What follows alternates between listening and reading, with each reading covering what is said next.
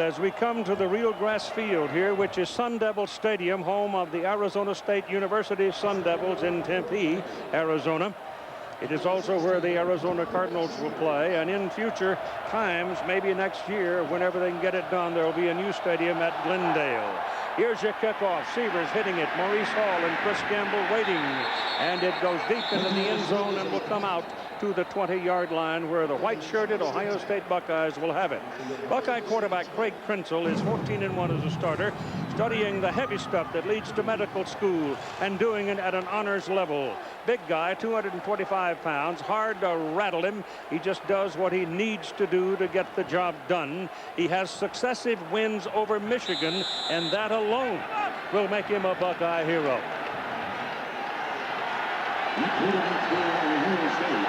Taking their time, coming out, doing everything deliberately. It's going to be interesting to see, Dan, if Miami, in fact, can be patient. We've got a penalty flag before the first snap. And Krenzel comes walking to the sidelines, looking at him. Illegal substitution. 5 yards penalty. And they're going to get a 5-yard penalty for having 12 men in the huddle. Yeah, you talk about a bad omen for the Ohio State Buckeyes. Start the game off with the ball in the 20, then 12 men in the huddle will set them back all the way to the 15-yard line. Well, the omen that bothered me more than anything else is the drum major dropped the baton when they first came on the field with the band. A lot of pressure in big games for everybody, Keith. From the 15-yard line, here's your first snap of the ball game. Krenzel turns, gives to Claret behind the line of scrimmage. Stopped cold at the 13-yard line. The Tostitos starting lineup, backs and receivers.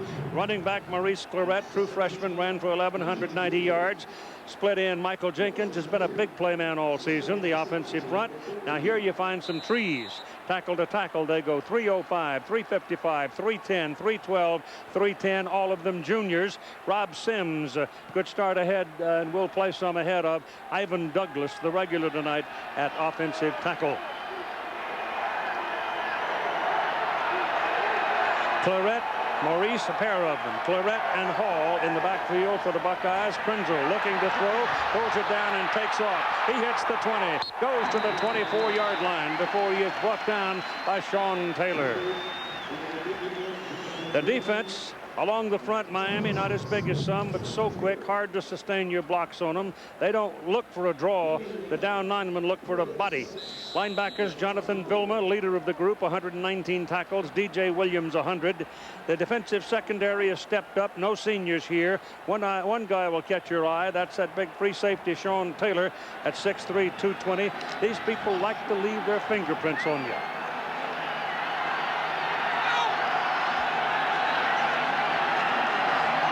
It is 3rd down and 6.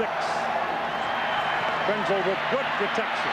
Very good. Can't find anybody to throw to. Running out of time. Gets it away down the sideline. Incomplete. Great coverage play there because there was no white shirt available. Well, and Craig Krenzel's been sacked 31 times this season. His offensive line did a nice job, but that's what he's going to face tonight, is outstanding speed in this secondary of the Hurricanes. We saw on his first pass attempt, he could barely get back to the pocket. All right, Buckeye faithful, hold your breath. Here's the punt. Nugent hits it. Andy Groom hits it. And it is Roscoe Parrish on a brilliant kick. Cannot get to it. It is Parrish lingering back there in the shadows of the evening, and he is terrifying once he gets a little open field. But away he went, and he couldn't get to the ball. Ken Dorsey, the quarterback for Miami, transcends in his record any I've ever seen, 38-1. Are you kidding? And he is just short of his 2nd academic degree. His seasonal numbers dominated the Big East. On the field, he is the cool dude who drives this bus. And don't be surprised if the cool dude doesn't go downtown early in this ballgame. They want to set Miami style of football against this Buckeye defense. Andy Groom's punt was a 56-yarder, and the Hurricanes start at the 20. Back quickly goes Dorsey. Down goes Dorsey. Knocked off balance behind the line of scrimmage by Big Will Smith. And so there's a loss on the first play offensively for Miami. Will Smith is a stand-up defensive end at times. And with his ability, number 93 will come from the left side of the screen. And he gets to Dorsey in a hurry and knocks him down with one hand. Ball is on the 17-yard line now for the Canes. On second down and 13, give it to McGahee. McGahee gets to the 15-yard line. He runs into big old Matt Wilhelm, and down he goes. Another loss. The Tostitos starting lineup for the Miami Maxon receivers. They are at the fore of this wave of speed the Canes offer. 212-pound Andre Johnson, wide receiver, may be the fastest on the field.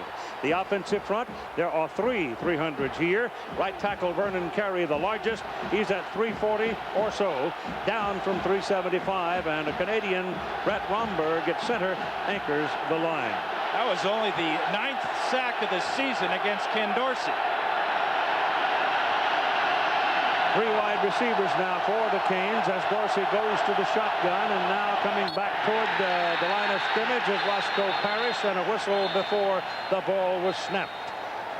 Dorsey calling for a timeout. He was looking at the defensive alignment and looking at the play that he had and didn't like what he had, so he said, let's talk about it, and we will take a timeout. No score early on in the first quarter. Both teams having trouble getting cranked up offensively. And here's our PlayStation 2 team comparison. Miami, this is where it's going to be decided. Miami scores a lot of points. The Buckeyes don't give up a lot of points, but right down here, they are very poor at defending the pass. Great start in sacking Dorsey on first down. And it's third down and 15. The ball is on the 15-yard line. The wideouts are Andre Johnson, Ethnic Sands, and Roscoe Parrish. Back goes Dorsey, getting one block to help him out, goes down the middle with it. The ball is caught by Johnson. Johnson is a big man at 212 pounds, and he picks up a first down at the 35-yard line. Not only is he a big man, Keith, he is powerful and almost impossible to keep at the line of scrimmage with a bump. Chris Gamble, number 7, trying to stop Johnson as they go to a double team there with Donnie Nicky, number 25. Too late to close on this perfectly timed crossing route from Dorsey to Johnson. C. Grant has left the field now for Ohio State, shaken up. He's a very important member of that Ohio State defense. A.J. Hawk replaces him down the sidelines. The pass is too long and into the crowd, incomplete, intended for Ethnic Sands and defended by Donnie Nicky. Let's have a look now at the Ohio State defense along the front. The tackles, Tim Anderson, Kenny Peterson, the tough guys. They don't understand giving up anything. The linebackers made most of the tackles this year. 6'5" Matt Wilhelm in the middle, leading the team with 111. He's already has one tonight. And the DBs, strong safety Michael Doss, consensus All-American. That means everybody voted for him. And Chris Gamble plays both ways, offense, defense, special teams. In the last 3 games, each he had over 100 plays. Try that sometime. That'll take care of your waistline. Ball is handed off on a delay to McGahee. McGahee goes to the 40, and that'll do it. Picked up 5 yards. Keith, the injury to C. Grant could be critical for the Buckeyes. This is a former cornerback who's bulked up and moved to linebacker, but the Buckeyes like his ability to take Kellen Winslow Jr. man for man. Now, if C. Grant cannot play the rest of the evening, that's a huge advantage for the Hurricanes. It is third down and 5. The ball is on the 40-yard line, and Dorsey goes back under center. The pass is thrown to the right side. The pass is completed for the first down to Andre Johnson. He picks up another 5 yards to go with it. Chris Gamble at 180 pounds, 6'2", wrestling with a man who is 6'3" and 212. Here's the story now on C. Grant from Todd Harris. Keith, I talked with Dr. John Lombardo of Ohio State. He said it's just a bruised rib. There's no way C. Grant's not going to play. He will be back in the game. Thank you. A.J. Hawk remains in the ball game in replacement of him, 6'2", 230, freshman from Centerville, Ohio. And a freshman in these circumstances is in deep order. The ball is on the 49-yard line. For the first time tonight, my team is on the other side of the field. Dorsey is caught behind the line of scrimmage, all the way back at the 45-yard line by Kenny Peterson, one of those big tackles we were talking about. Number 97. Peterson picks up his 5th sack on the season. And again, now Dorsey, remember, only 8 times all season has he gone down. Already twice here in the first quarter. The Buckeye defense and their defensive line, which is most important, if they can get pressure on Dorsey with just 3 or 4 defensive linemen, they can play all types of different zone coverages behind that. 2nd down and 15. Jason Geathers comes into the ball game as a wideout, goes to the top of the screen. That's Roscoe Parrish in motion coming back toward the ball. And Dorsey turns around, sets up the throw, goes quickly. The ball is caught. And wham! Parrish takes a lick from Gamble. Chris came across like a runaway truck and took him down for a loss back to midfield. Keith, Chris Gamble is not only a 2-way player, he's a 3-way player. As a wide receiver, amazingly, with his 29 catches, none went for a touchdown. But as a defensive back, 4 interceptions, and 1 did go for a touchdown against Penn State. But he will also see double duty as a 3-way player, returning kickoffs and punts. Busy night tonight for Chris Gamble. And good news for the Buckeyes. C. Grant is back in the ball game. Dorsey comes short to the sidelines. The ball thrown a long way to the sidelines. It's completed to Kellen Winslow. And in the melee, Winslow will fight his way down to about the 44-yard line. Keith, that shows you how important that sack by Kenny Peterson was. That forced the Hurricanes into a passing situation. A lot of good time to throw. Only a 3-man rush for Ohio State. That forced Dorsey against zone coverage to go to his outlet receiver. Smart play, good defense by the Buckeyes. All right, here's the punt by Freddie Capshaw, who got to Miami from Rock Springs, Wyoming. It's going downfield, down to the goal line. Ball rolls around. Canes try to kill it, and it looks like they did, just short of the goal line. And Anfile Roll came down and threw his body on it and pinned Ohio State right against their own goal line. So a great play by Roll. Still no score, and the Buckeyes are backed up.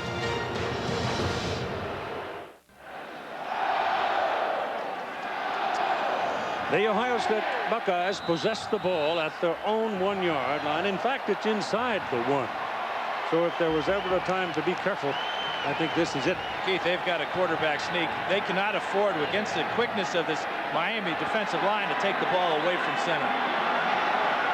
And there's a huge hole over there. There's a big hole right at center. He doesn't go up that hole. He slides off to the right side. But there was a big gap right in front of the center. You know what he did is he hesitated, Keith. Instead of just taking it and going behind his center, Stepanovich. Look at the hole right there. Just go right now. Don't hesitate.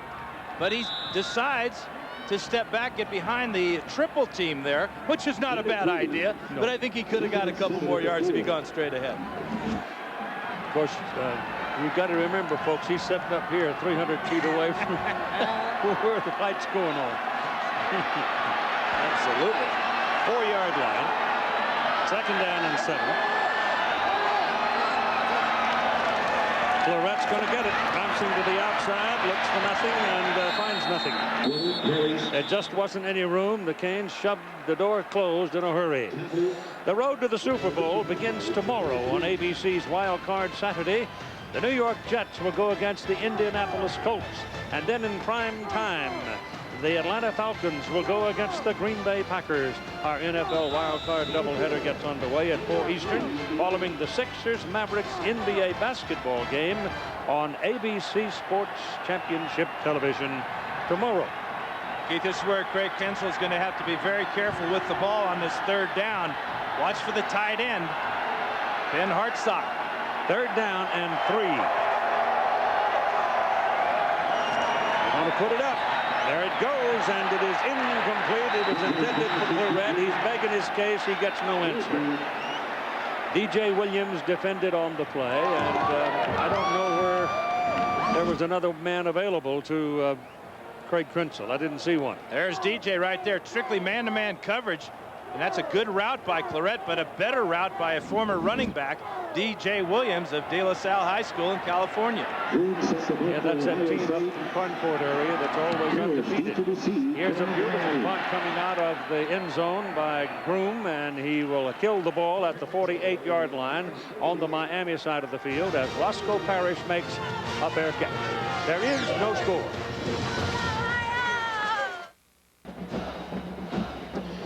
The temperature when we started the ball game tonight was just under 70 degrees. It's been a very warm day today, and it's headed for the 80s by the weekend, they say. So that cold snap that was here when the teams arrived to start their final training has gone away, and you've got warm, soft days. Here come the Canes now on first down from their own 48-yard line. McGay looking for daylight, can't find any. Mike Doss, who was a consensus All-American strong safety this year. He thought about going to Sunday play, but came back instead, and he has been an inspiration and a great persona in the Buckeyes' success this year. He's going to be a busy man tonight, too, Keith. He's got to be lined up against Kellen Winslow Jr. a lot of the evening, but also the run forces. We saw him that time. He is as quick as anybody at recognizing run and coming up and making a sure tackle. You got double wide receivers to the top of the screen, and you move Eric Winston, a tight end, in there at that blocking back position. And Dorsey going back will set up the throw, goes down the middle with it. The pass caught by Winslow, and he's all the way down inside the 25-yard line. He's a tight end and a wide receiver body, and he's got almost sprinter speed. C. Grant made the tackle. Now, the one thing Ohio State wants to do is make Dorsey move around, make him come to his secondary receiver. He moves this time, and he finds a wide open tight end in Winslow as his secondary receiver. And Winslow, 81, bottom of the screen, runs like a wide receiver. He's 6'5", 235 pounds, and he is a special player. All of that weight and speed slamming down gives you an idea of how good the turf is here. It's very good. So on first down, they go back to McGay. He's pinned behind the line of scrimmage. Down at the 25-yard line, a loss of 2, and it's Kenny Peterson who gets there first for the Buckeyes. Big tackle. Keith, one of the things the Buckeyes are able to do so far is with their defensive line, they run an under type of defense, which is something that the Canes have not seen a whole lot. Here's Will Smith, number 93, playing pass defense, number 9 against Kellen Winslow. Getting into a little fight there. That should have been called. Yeah, I agree with you, Kellen. Can't take a swipe at a guy like that. But this defense forcing McGahee to cut back to the middle. Miami spends a timeout. They have 1 remaining here in the first half of play, and we're still in the first quarter. And so the Hurricanes down in a position to perhaps score. Want to make sure they don't make a mistake.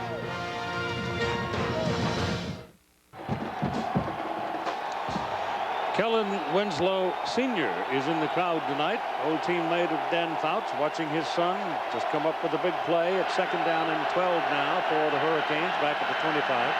Dorsey looking for somebody, goes down to the corner and goes out of bounds. The pass is incomplete. The pass forced by Tim Anderson, who was getting in Ken Dorsey's face, and he tried to get it to Johnson, but he threw it out of bounds. Now, a moment with Lynn Swan. Well, Keith and Dan, the reason for the timeout for the Miami Hurricanes is that the coaching staff was having problems with their headset. They couldn't get a play from upstairs called in. They didn't communicate to the quarterback. Time ran out. He called it. They walked over and talked to the coaches of Ohio State, but the problem has been fixed. Well, that's a good, cool-headed senior quarterback for him. He didn't waste a play or waste a position. Andre Johnson, keep your eye on number 5. Dorsey going back. Blitz up the middle. Steps away from it. Ball's in the air. Pass is caught. It's touchdown, Miami. Roscoe Parrish.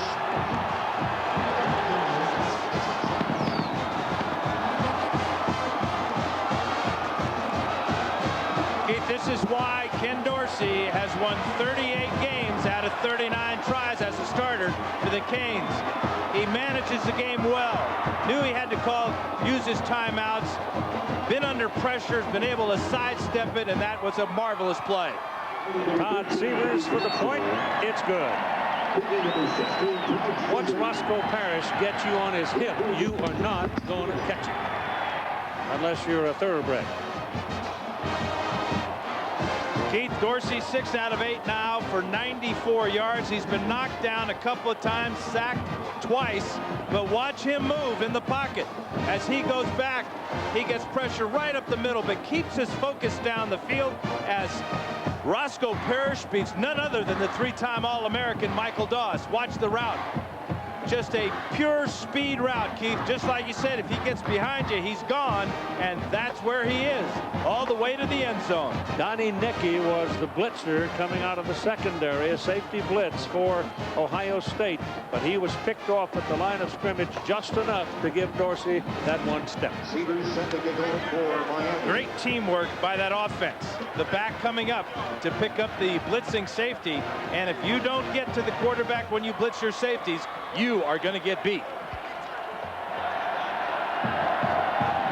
Maurice Hall. Chris Gamble. And here's Todd Severs kicking off. This one might. No, I don't think it'll go. No, they're coming with it. And they get it to the 15-yard line, and that's all. And you don't dilly-dally around down there, because Miami's not going to let you come out very far if you give them a shot. 7 celebrities in Hawaii. If they work together and perform crazy stunts, they win the prize. But one of them is secretly out to wreck the game. Celebrity Mole Hawaii premieres Wednesday at 10, 9 Central after The Bachelorette on ABC. So the Buckeyes again pinned back in their own territory.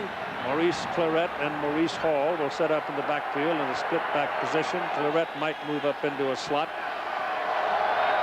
From the 15, first down, Miami leading 7-0. And Crenshaw rolls to the right, looking for help, gets it off, big downfield, fight for position, and it is intercepted on the rebound by Sean Taylor. Chris Vance downfield under the ball, 2 defenders against him. It bounced off one and into the arms of Taylor. Crenshaw wanted to go to his big play receiver, Michael Jenkins, but Jenkins was totally shut out. Watch as he rolls out to the right after the fake. To the outside there, you see Jenkins is double teamed. Then the pressure by Antrell Roll and the big hit by Andrew Williams. That makes this ball flutter. Jennings is back there fighting with Chris Vance, and that's an outstanding play by Sean Taylor. His 3rd interception of the year, and what an athletic move to pick up the deflection. And he's only a sophomore and still growing at 6'3", what, 220? Dorsey back. Wants to go for the juggler right here. He goes to Johnson, and Johnson is up close to midfield. This is a trademark of Miami's quick strike offense. They've averaged a little less than 2 minutes in their possessions that resulted in scores. And they're not worried about whether they can run the ball or not, Keith. They've rushed for a -6 yards because of those 2 sacks on Dorsey, but Dorsey says, what the heck, let's throw it every down. 3.5 minutes roughly remaining in the first quarter of play. Miami 7-0. Their first down at their own 49-yard line. Dorsey turns and gives to McGahee, and again they take him down short of the line of scrimmage. It's Matt Wilhelm with his 2nd tackle for a loss. The big guys up front really free up Matt Wilhelm. Tim Anderson and Kenny Peterson, along with David Thompson at times. They allow Wilhelm, you can see, 111 tackles. That will get you a first-team AP All-American every time, but it's because of the coordination of those big guys up front that allows him to roam free. When you got that many stars on your hat, you're pretty good. 2nd down and 12. Dorsey hands to McGahee, and again he can't find any running room. Number 54, Tim Anderson, grabs him and takes him down in a hurry. Takes him down in a hurry and takes him down for another loss. Ball will go back to the 45-yard line, where it'll be 3rd down and 14. McGahee, 6 rushes so far, -1 yard. 4 of his rushes have resulted in losses. Now they go to 3 wideouts.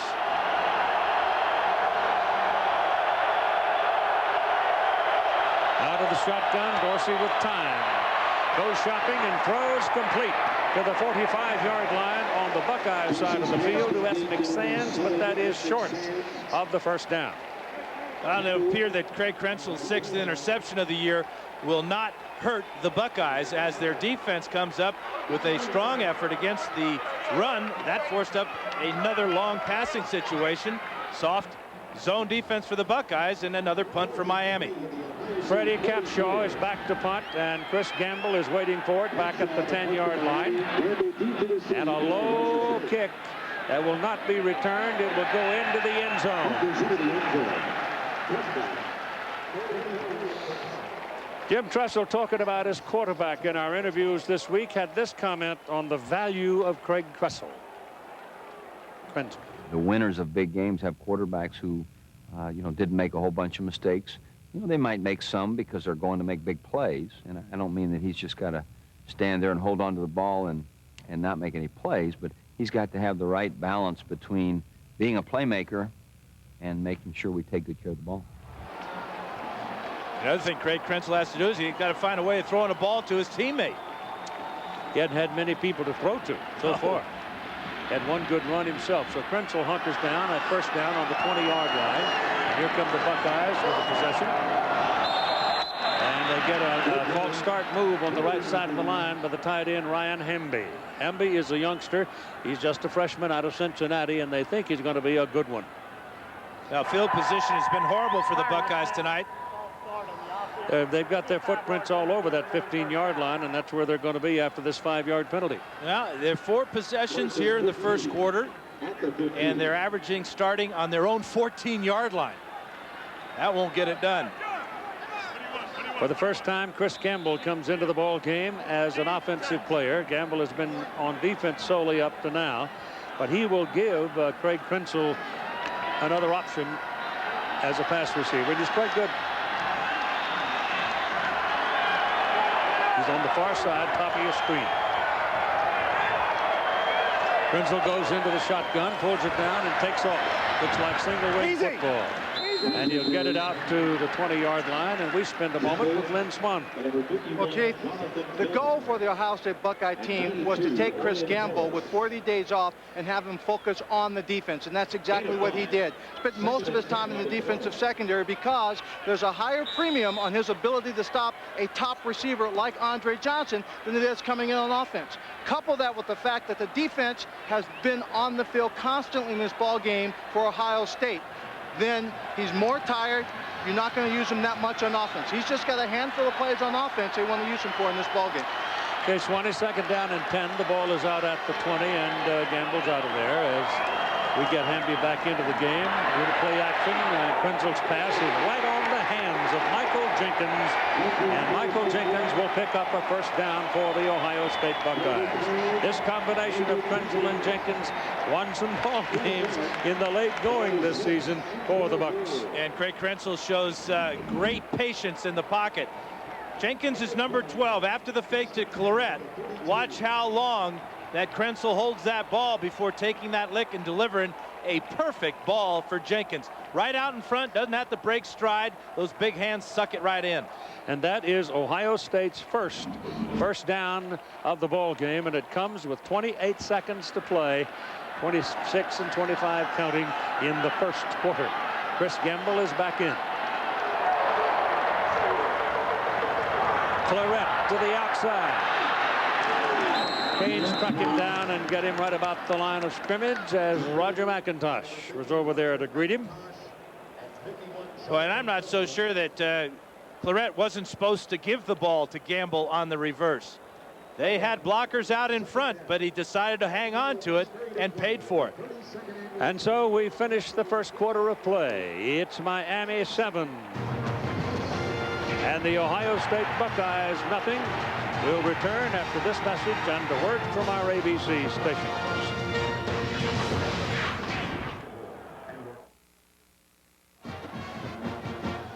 Last play of the first quarter. This is going to be a reverse from Maurice Claret to Chris Gamble. But watch after the exchange between Krenzel and Claret, a little stumble right there. Claret does not give the ball to Gamble, and now there are 6 green shirts running down Maurice Claret. All the blockers had gone the opposite direction with Gamble. So here you are at the 31-yard line where it is 2nd down and 10. That's the 32-yard line, closer.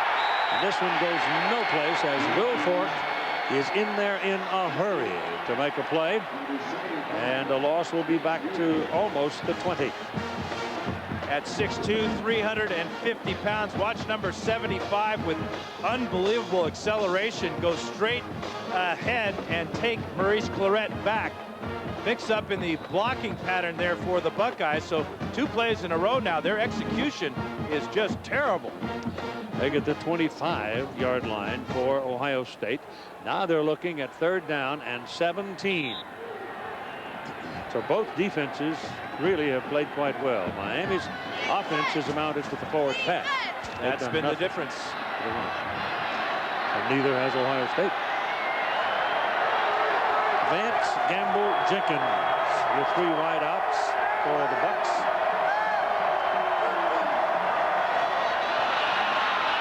Time for Quinzel.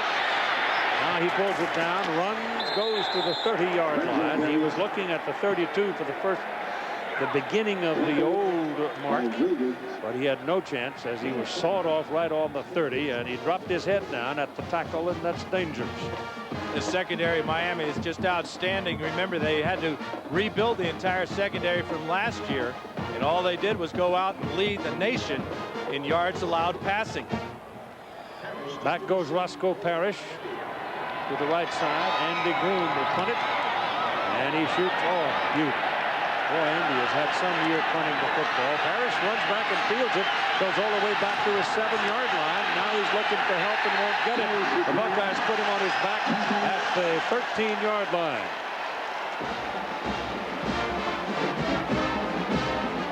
So the Buckeyes special teams people doing pretty well in this ball game. That was a beauty of a punt at 63 yards when they really needed something big.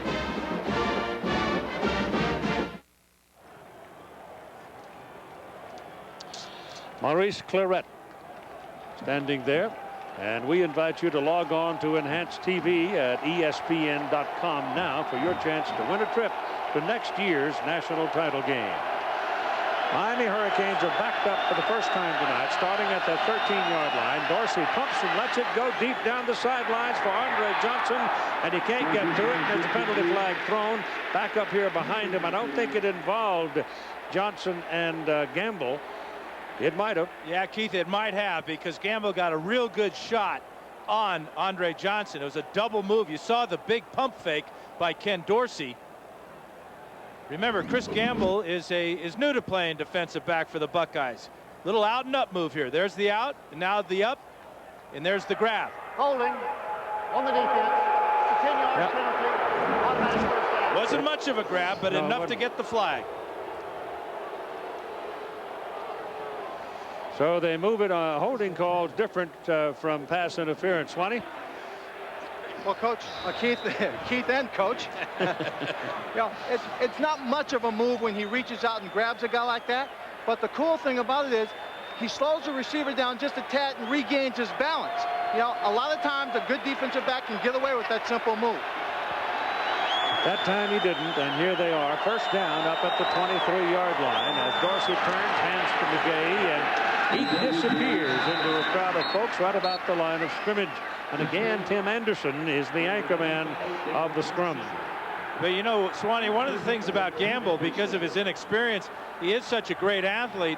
But I think that Miami has equal athletes, obviously, in Andre Johnson, that can give him a nightmarish night. Well, I think you're absolutely correct. And I think in the 40 days they had to get ready for this game, what they really wanted to do is work on his technique, try and give him some skills to go along with that athletic ability. On 2nd down and 10, Dorsey hands it off. McGay, he found some daylight this time, and he's got some size. He's 220-plus pounds, and he pounds it up to close to the 30-yard line, 7 yards. And it's his longest run of the night. But we can see just what this kid's all about. The acceleration on the draw play here. Watch how quickly he hits that hole. Good blocking up in front there. Chris Myers with a block on Robert Reynolds. He can put one foot down, make his cut, and reach with the other foot and never lose any momentum. That's what makes him so dangerous. Absolutely no hesitation in Willis McGahee. It is 3rd down and 4 now. Short 4. The pass is in the air. Intercepted by Dustin Fox. He threw it right to him. And there's a turnover by Miami. The Buckeyes are sitting on the Miami side of the field. 1st down at the Hurricanes' 37-yard line. The Buckeyes have done a good job affecting Ken Dorsey. They've sacked him twice tonight. Now trying to hit Roscoe Parrish. Watch Fox here. The route is going to come to the inside, but Dorsey, for some reason, just airmails the 5'9" Roscoe Parrish, and an easy pick for Dustin Fox. Pressure there. You see the great effort by Matt Wilhelm, selling out, affecting Ken Dorsey and his vision. So now the Buckeyes start a possession with an opportunity to get some points on the scoreboard. Krenzel to Claret. Bounces around. Finds a little bit. About 2 yards on the play. Yeah, that's 5 rushes tonight. He still has negative yardage because of this great Miami defense and quickness. Our Dodge defensive playbook is going to tell us all we need to know about the quickness of this Miami defense. Watch the defensive end, McDougal, and the linebacker right here, and then a safety. Sykes will come up. As Claret gets the ball, he's looking at 3 green shirts. And so far, I don't think they have to do any blitzing, do you? No, they haven't. That front four's doing the job. Krenzel pulls it down, takes off. Got some help. He's going to pick up the 1st down for the Buckeyes. Take it down close to the 25-yard line before Matt Walters brings it down. It'll be the 26. As a key block here by left guard Adrian Clark, number 63, as Krenzel will hit it off the right side. But a lot of teams have hurt Miami with running quarterbacks. This is a design draw play and well executed by the Buckeyes as they threaten for the first time tonight. Claret got a good block on Williams, and he was running behind Adrian Clark, who's a mere, at least he's listed, at 355. Mere. Gonna run it in the middle with Claret. And he's got his 2nd longest run of the night. Well, what Miami wants to do, obviously, is they want to stop that run up the middle, make him bounce it to the outside where Miami's team speed will take over. It's virtually impossible to outrun Miami east and west. You can't do it. You got to get lucky. Somebody's got to fall down or something for you to do anything outside against them.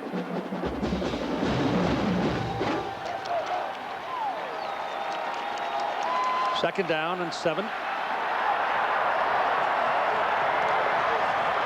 Claret wiggling around in the middle. Again, there's nothing there. It's Jonathan Vilma this time coming up from his middle linebacker position and taking a leg away from Claret.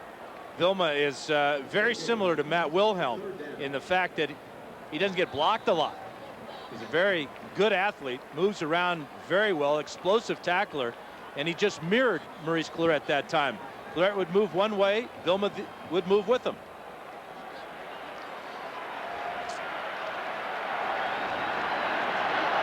Gamble is in the ball game as a wideout. Nobody in the backfield. Play clock ran out on him. So they'll give up 5 yards as they burn the clock. Prior to the snap, delay, it's a 5-yard penalty and remains 3rd down. Here's your Aflac trivia question for the ball game. Which was the last national championship team to have a freshman as their leading rusher? He not only was the leading rusher, he was about 60% of the offense for a while that season. And another mistake by Ohio State. 4 penalties tonight for 25 yards. Remember, their first play of the game, before they could even run a play, they were penalized. Miami, remarkably, no penalties yet. Maurice Claret could be the 2nd freshman to lead his team in rushing if they should win this ball game tonight. So far, they've been held in check. Here's the quarterback going right up the middle with it. And he takes a couple of pops, one in particular from that big old safety Sean Taylor. But he's close to his first down. They stopped him about 2 yards short. You can see that Krenzel has plenty of courage. He doesn't mind running with it. Check out Jonathan Vilma here, totally confused, thinking it's a pass play all the way. He drops back almost as a safety on the play, and Krenzel gets close to a first down. Mike Nugent is in now on 4th down for a field goal try, and this will be 35 yards. Mike Nugent, who's had a very good year. They fake it. Andy Groom is the holder, Keith, one of the fastest Buckeyes, but they tried to run him on the right side, and they came up short.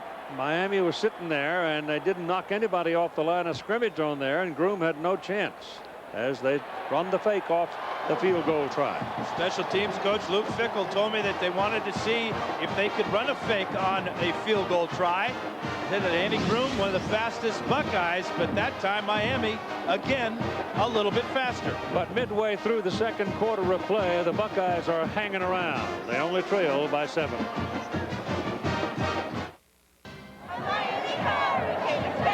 The Buckeyes gamble on running out of a field goal opportunity. Nugent 24 out of 26 this year, and career 12 out of 17 from 35 yards. They don't get their first down, and they lose the opportunity at 3 points. Miami comes back to the attack now from their own 17-yard line. Here's a penalty flag across the way as the play is McGahee is taken down all the way back around the 12-yard line. Grant and Doss led the tacklers, but let's see about the penalty from Randy Crystal. On the play, assistant 2. Looks like it may be Miami's first penalty of the evening, but Jim Tressel is going to regret that decision. I mean, that's almost a sure. I know there's nothing sure in this world, but Illegal formation on the offense. Illegal formation against Miami. The umpire Steve Story, Don Crepel the head linesman, Derek Bowers the line judge, field judge is Terry Porter, Brad Van Vark the side judge, back judge is John Robinson, and the alternate is John Laurie, and they're all out of the Big 12 Conference.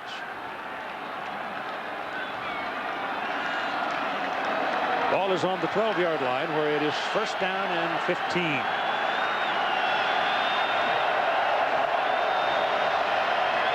McGahee, 15-17. Beginning Super Bowl Sunday, late nights have a new player, Jimmy Kimmel, until Jimmy's hit the streets to get a little practice. Just a warm up, if you know what I mean.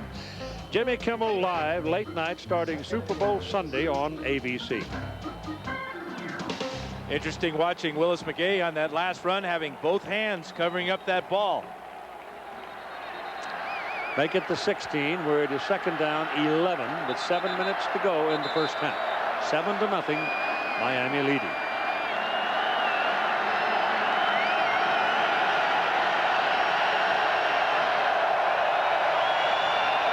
Dorsey sets to throw it and goes to the sidelines. The pass is caught by Ethnic Sands, and that will be a first down for the Hurricanes. That time the Buckeyes decided to bring Chris Gamble off his corner position and blitz Ken Dorsey, but he was so far away as he lined up trying to guard Johnson that he was late getting to the ball, and Dorsey had time to get it off and pick up that first down. Jake Geathers is in the ball game now for Miami. Jason Geathers.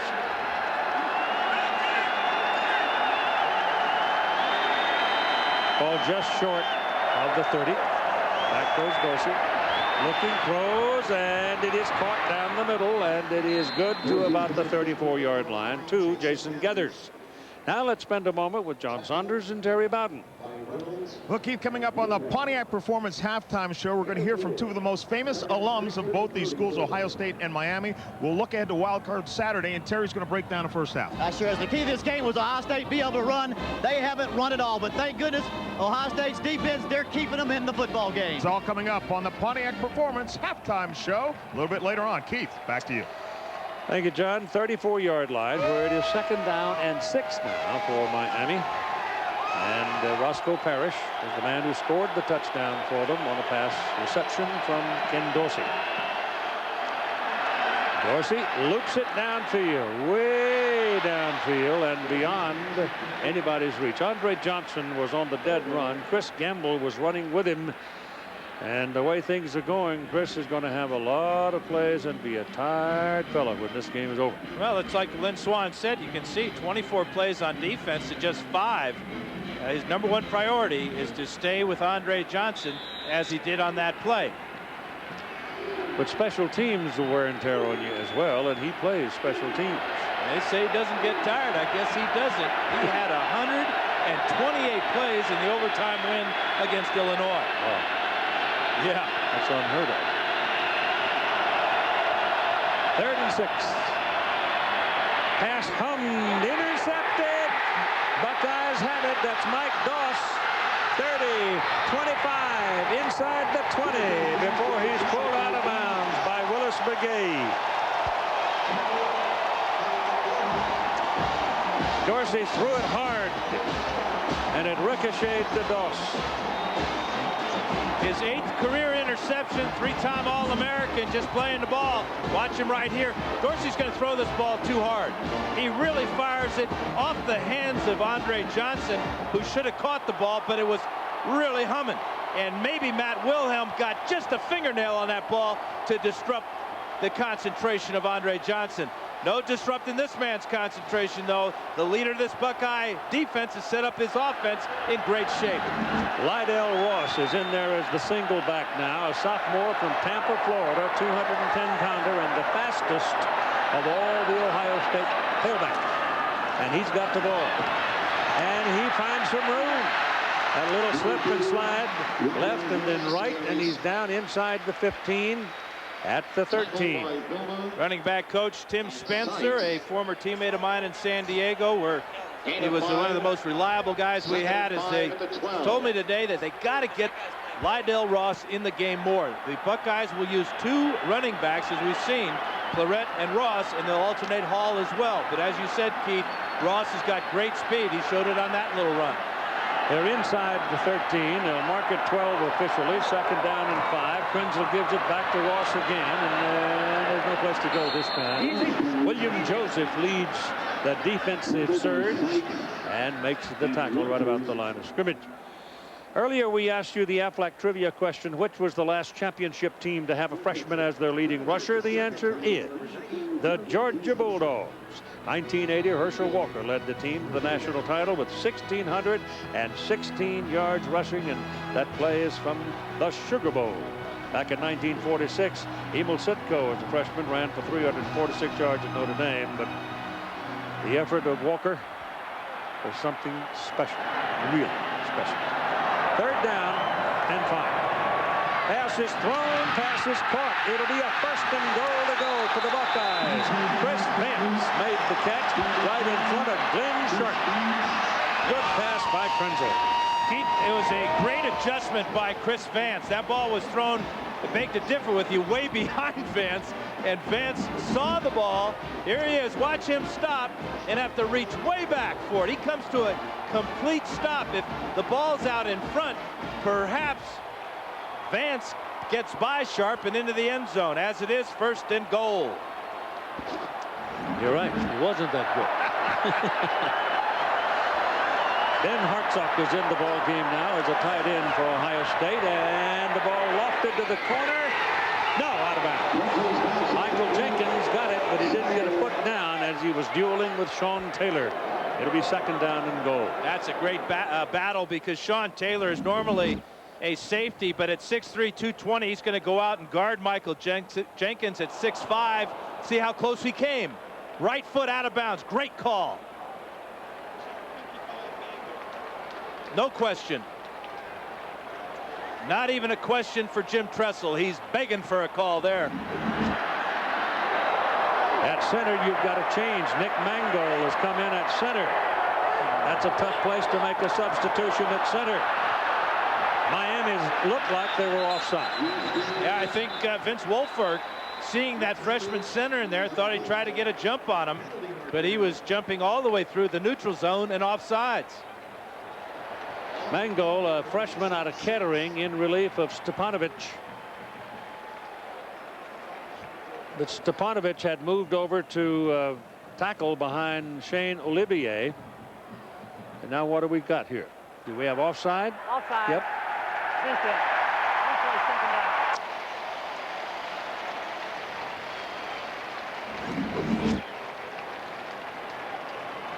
Keith, you can see that the right tackle here, actually, it's Shane Olivier lined up as a tight end.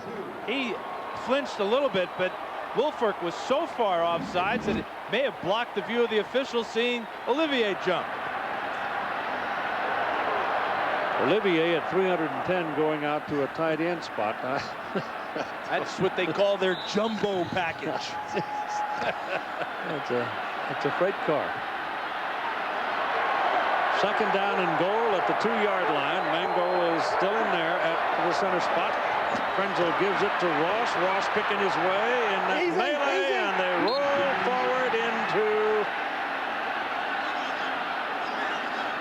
Not quite. It looked like, for all the world, he was going to be able to roll over the top and get in the end zone, and they wouldn't let him. Well, this is the guy they need to get in the game. At 230 pounds, Claret would have scored easily on that play. Good effort by Lydell Ross, but this is the guy you've got to get in the ball game and into the end zone. It's 3rd and goal at the 1-yard line. Claret is 227 pounds.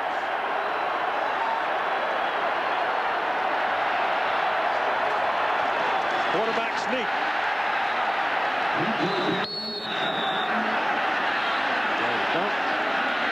Touchdown.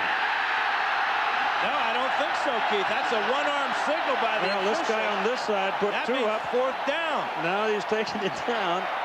So it's inches. It's another questionable call and decision by Jim Tressel. You put Claret in the game, and you don't use him. Yeah, I would call timeout. I'd reshuffle my papers and figure out our play calling here, as the Buckeyes are squandering scoring chances. So it'll be 4th down as they talk, and we take a timeout. You're watching ABC Sports Championship Television. On 4th and goal, as Ohio State tries to tie the ball game, Stepanovic has gone back to the center spot. Mangold, a freshman, had been in there, and he couldn't root a hole. Now Stepanovic is in. Claret is your tailback. 4th and a half a yard. The quarterback keeps it, and he's in there. Craig Krenzel went off the right side of the center behind the guard and Olivier, and he got just enough for the touchdown. Oh, he really showed his toughness too, Keith. Very patient to slide to the right side. He took a heck of a hit from linebacker Roger McIntosh, but spun, as he has done so many times this year, making big plays, spun all the way into the end zone. Now it is Mike Nugent for the extra point. The holder is the punter, Andy Groom. And everything works. And we are tied at 7-7 with 2 minutes and 28 seconds to play in the first half. That's a great effort by Krenzel, as he not only gets inside of McIntosh, but McDougal as well.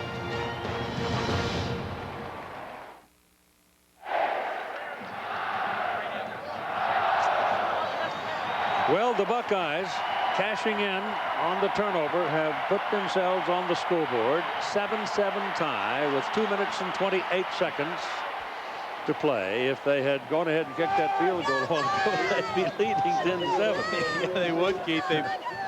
Remember, this is a Miami team that averages 42 points a game. Talk about great Buckeye defense. They've been stressing patience, patience, patience. We'll see how patient the Miami Hurricanes can be. It's Andre Johnson standing back there along with Jason Gathers now for the kickoff. And this is rooted. I mean, it's beyond the field of play. Out to the 20 comes Miami, coming Monday, January 27th. Skeet Ulrich investigating bizarre events no one can explain. The compelling new drama Miracle is happening Monday, January 17 on ABC. Pretty good combination of defenses for Ohio State. Unbelievable for Miami no yards rushing. McGahee, 9 rushes, 8 yards. Dorsey sacked twice for a -8. That's how you get 0 rushing. So here they come. Dorsey back. Has a roll. He's hit. The ball rolls loose. Beanbag goes down. Ohio State ball. Kenny Peterson knocked it loose. Darian Scott recovered it.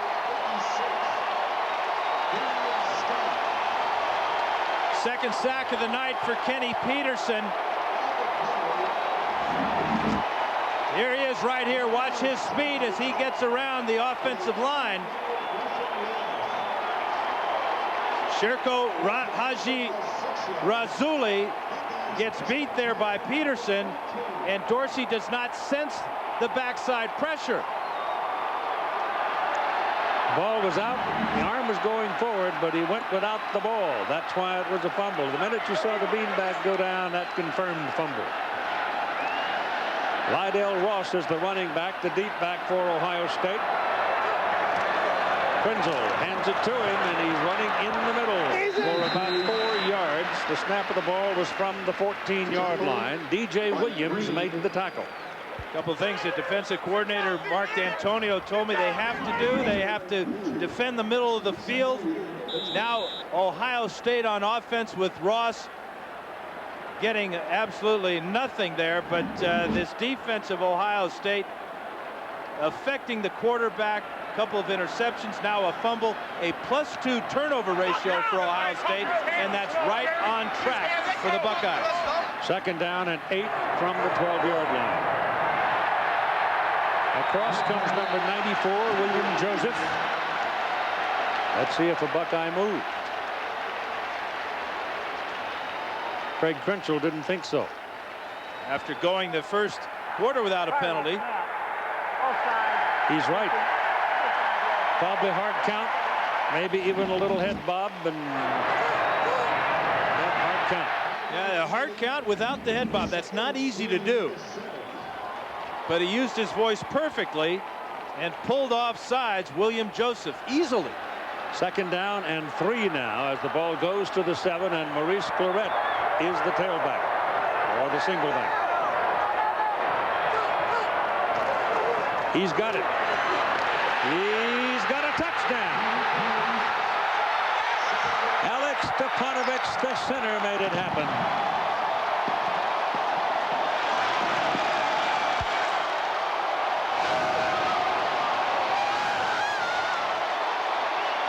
We talked about just how punishing a runner he can be and how decisive.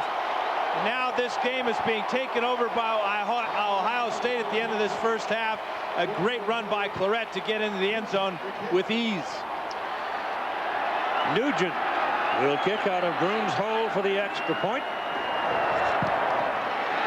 It's good. You have 1 minute 10 seconds remaining to play in the first half. And the Big Ten champions have taken the lead. Ohio State 14, Miami 7. The BCS National Championship game at the Tostitos Fiesta Bowl. Keith, you talked about the great block by Mark Stepanovich. Let's take a look at it as he gets 2 for the price of 1. First on Joseph and then on Vilma. Good double team there. He sees the linebacker. He seals him to the inside. That's all Maurice Clarett needed. And so the Buckeyes have converted 2 Miami turnovers into touchdown, and they lead 14-7 with 1 minute and 10 to go to the half. The kickoff. High, long, beyond the field of play. Nugent, big leg. Keith, you just talked about the mistakes. This is 3 turnovers, last 3 possessions for Miami. That Goss interception led to Krenzel's sneak there. Kenny Peterson with the sack and fumble, and now Clarett behind the block of Alex Stepanovich for the touchdown. Do you think momentum is wearing red? I do. And white. Or silver, if you will. All 3 Miami turnovers, 2 interceptions and the fumble on the shoulders of Dorsey. From the 20, here come the Canes, and they'll hand it off to Willis McGahee, looking for the sideline, and he finds it about 9 yards. Keith, I think that's the first time they've tried to get McGahee to the perimeter. It is. And with his speed, that's a good idea. But remember, Miami now, as we come to the end of the first half, they only have 1 timeout to use, having to have burned 2 in the first quarter. Buckeye defense got some respite. They were on the field a lot in the first quarter, but in the second quarter the offense held the ball for a while and gave them a chance to get their win back. Now the Canes go to the shotgun. They got 3 wideouts, and Dorsey's got a lot of time. Comes this way with it, goes short to McGahee, and Willis McGahee makes the catch for the first down. Move the chains. It'll go up to about the 33, where it's a first down. Will Allen, who made 2 interceptions this season to save ball games for Ohio State, Cincinnati, and Michigan. Dorsey turns, gives to McGahee. He's looking for some daylight, and the Buckeye defense doesn't give him much time to go shopping. They shut the door on him pretty quickly, with Will Smith finally taking him down. The one thing the Buckeye defensive line does, they don't stay blocked very long. They get off their blocks very quickly, locate the runner, and then gang tackle him. It is 2nd down and 12. The ball back on the 32-yard line. Dorsey again with some room to move and time to write a book. Throws it in the ground. Incomplete. But now you're seeing why Ohio State's been effective. That defensive line is winning the battle. Only rushing 3 or 4. That allows the Buck secondary to drop 7 or 8. And if you drop 7 or 8, you're going to make it very difficult for the quarterback to find anybody open. Good job of the offensive line, but look at Dorsey. Can't find a green shirt to throw it to. Finally has to throw it away. 3rd down and 12. Ball on the 32. Under center, turns, gives it to McGahee. He's got some room here, but they've got him a yard short of the first down. And the clock shows 10 seconds and counting in the first half. Canes come up without a huddle, trying to get one more play, and now they decide, and let's go to the clubhouse and see if we can sort this thing out. So at the end of the first half of play, it is 14-7, Ohio State leading Miami in the BCS National Championship game. Here's Lynn Swann. Coach, we know the turnovers are key, but probably as a result of not being able to run the ball, quarterback having to drop back in the pocket. How can you get a running game going or a quicker passing game going? Well, we've got to do a good job, make some adjustments, and get a running game going. That's exactly right, Landon. And I'll tell you that, then we've got to protect for a passer. We've done a pretty good job of it, but, the pressure times, the turnovers have really, really cost us, obviously. Coach, thank you. Keith? Quick comment, Dan? Keith, everybody's talking about the speed of Miami. It's the speed of Ohio State's. That's the difference. Coming up next, the Pontiac Performance Halftime Show with John Saunders and Terry Bowden here in Tempe, Arizona. Just a moment ago when he came back into the stadium to Todd Harris. Coach, so much was made of the speed of this game, and it looks like the speed of your defense is really the difference. Well, we've got a good defense. They've got a great offense as well. This is a national championship team. 2 great teams playing as hard as they can with a lot of class. This is just a great one. I know you're not going to concede victory until it's over. What do you expect in the second half? It's going to be a battle. It's going to be down to the final second, and we're going to play as hard as we can and see if we deserve it. Good luck, Coach. Thank you. Pretty simple, but hard. Mike Nugent will kick off. Gathers and Johnson wait for it. The kick again will not be returned. Hard to get a run back against Nugent when there's no wind. So what do you think, Dan? The philosophy here for Miami? Poke around with a run or just load it up and fire the cannon? Well, they're going to have to win first down, basically, Keith. Larry Coker said that he just needs 4 yards. Don't worry about the big game. We just want to get 4 yards, be patient on offense. But so far, in 13 first down plays in that first half, Miami has netted just 12 yards. That's incredible. So here we go with the second half. And Ohio State leading 14-7. It's McGahee with the first play. And slashing over the right side will get about 3 yards before Will Smith who has stood tall tonight, makes the tackle. It's only a 3-yard gain, but that's more like it for McGahee and this offense. You can see he running a lot harder that time. Keith, you talked about how he can put one foot in the ground and either cut back quickly or accelerate. There's no hesitation in his game, except in the first half. The Buckeyes caused him to hesitate. 2nd down and 7. Dorsey turns quickly, throws, passes caught. First tackle missed, second tackle made. It's Roscoe Parrish, who makes you take a deep breath every time he gets the ball in his hand. He is only 5'9", 165 pounds, but he is as quick as a shuttle. Well, if you see where Dorsey's throwing the ball today, this right here tells me that Ohio State is having success with their deep zone. 2 interceptions down the middle of the field. Both came after Roscoe Parrish got loose for the touchdown. Johnson, Sands, Parrish, the wideouts. 3rd down and 3. Dorsey getting pressure, gets it away, dumped it to McGahee out of the backfield. Hammered, and it looks like he's a little bit short of the 30-yard line, and he took a lick from Justin Fox. Good pressure that time by C. Grant, who came on a blitz from his weak linebacker position. And excellent tackling on the outside. Watch Grant come free. That forces Dorsey to get rid of it in a hurry. But now McGahee, instead of lowering his shoulder, decides to spin back to the inside. He lost track of where he was on the field and what he needed for the first down. He came up a yard short, and so they punted away with Freddie Capshaw kicking it to Chris Gamble, who lets it roll around on the ground. And it'll roll dead at about the 27-yard line. So the Ohio State defense again asserts itself. The road to the Super Bowl begins tomorrow on ABC's Wild Card Saturday with the New York Jets against the Indianapolis Colts. Then in prime time, it'll be the Atlanta Falcons and the Green Bay Packers. Our NFL Wild Card doubleheader gets underway at 4 Eastern following the NBA Sixers-Mavericks game tomorrow on ABC Sports Championship Television. And some pretty good names very interested in tonight's ball game, obviously, for all 4 teams.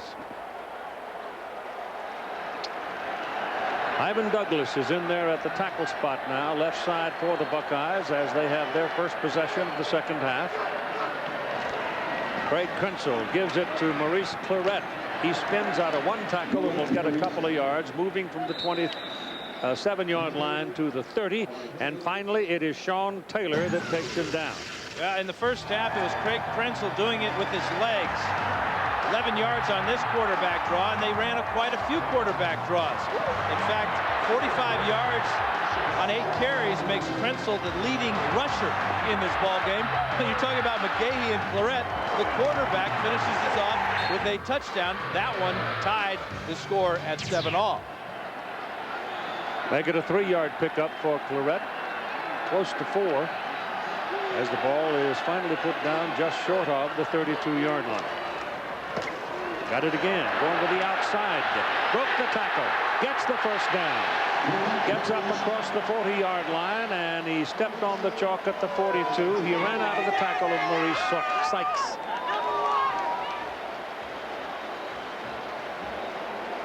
And this is all Maurice Clarett deciding he didn't like it this way. Then he came all the way across the backside of the formation. Here is Sykes right here. Watch the power with that straight arm. Just pushes Sykes to the ground. Best run of the night for Maurice Clarett right there. Gives him a first down at the 42.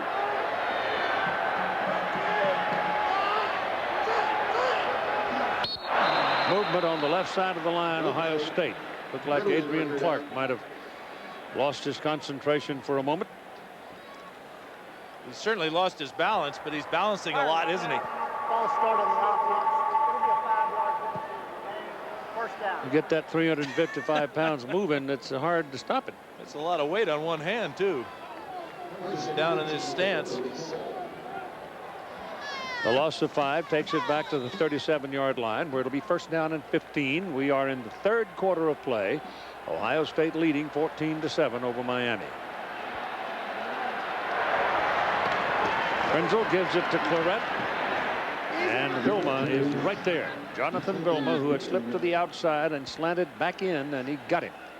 And to give you an idea, Keith, of just how well these defenses are playing, check out what Willis McGahee and Maurice Clarett have done coming into tonight's championship game. 27 touchdowns, 14 for Clarett, both well over 1,000 yards. Tonight, totally different story. A loss of another yard. His numbers are unbelievable. Clarett averages 6 yards a carry normally. Gamble is in the ball game with a wide out now. And they go to the shotgun for Krenzel. Give him a little time. Pressure coming from the backside. Gets it off, and it's almost intercepted. Oh, my goodness. He had it on his fingertips, and then it was gone. Now, Matt Walters really forced Krenzel to throw that ball too hard to Maurice Clarett. Good pressure by Walters, and that made it a very difficult one-handed attempt by Maurice Clarett. Matt Walters, for a big man, he's in there at 262. Very quick. You have to be quick to play football at any position for the Hurricanes. Seems so. 3rd down and 15.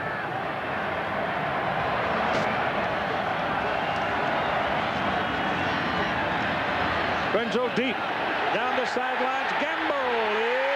It's down inside the 10 and fumble, but he is down. He's down at the 6-yard line. Alfonso Marshall caught him from behind. He had to catch him from behind because he's beat so badly. Total speed by Gamble as he outraces Marshall down the sidelines. Hits the ground, the ball comes out. Good call by the officials, and a huge play for the Ohio State Buckeyes as they continue to dominate this game. Close to being a fumble, but the knee is down there, and the ball comes out. 57 yards. That is the longest Ohio State offensive pass play of the year. Krenzel keeps it, throws it to the end zone, and it is picked off. Picked off by Sean Taylor. He threw it right to him. He had double coverage on his intended receiver and no chance to get it there, and Clarett took it away from him. Yes, he did, Keith. Maurice Clarett with the play of the game, perhaps, as Sean Taylor going down the sidelines, reminiscent of George Teague of Alabama stealing the ball from Miami a few years back. Ball's in the wrong hand. It should have been in the other side, shouldn't it? That's a great point, Keith. But did he really pull it away? The officials say yes, he did. Close. Krenzel trying to force this one. Great read by Taylor as he comes back to take the ball away from Hartsock, and then with the ball in his right hand exposes it to Maurice Clarett right there. And in the judgment of the officials, when they hit the ground, Clarett had more possession than Taylor. And so the Buckeyes are still sitting in the catbird seat down at the 28-yard line on the Miami side.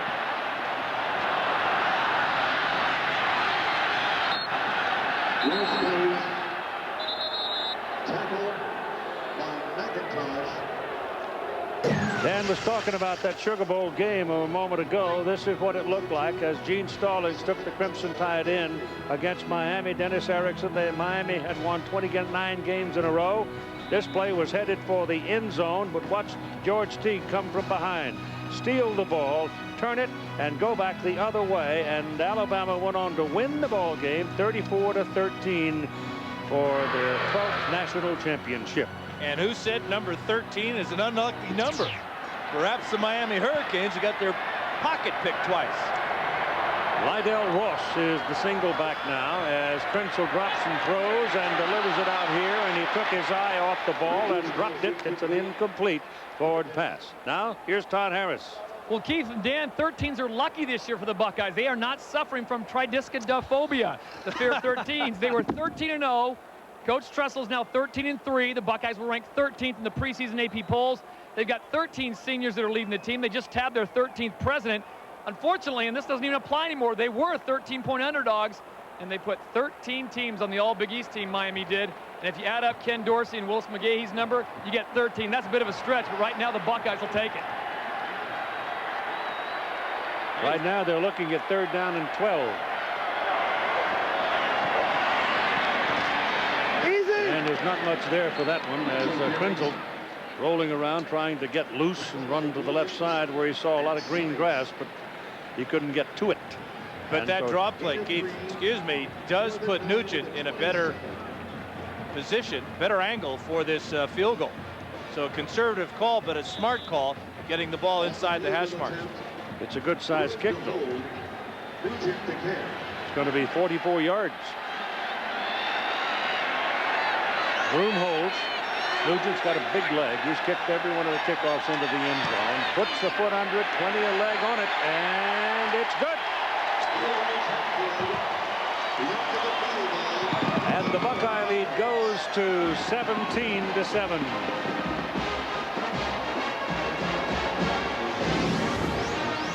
So one corner of the stadium gets very quiet here as the red roars and the Buckeyes lead by 10.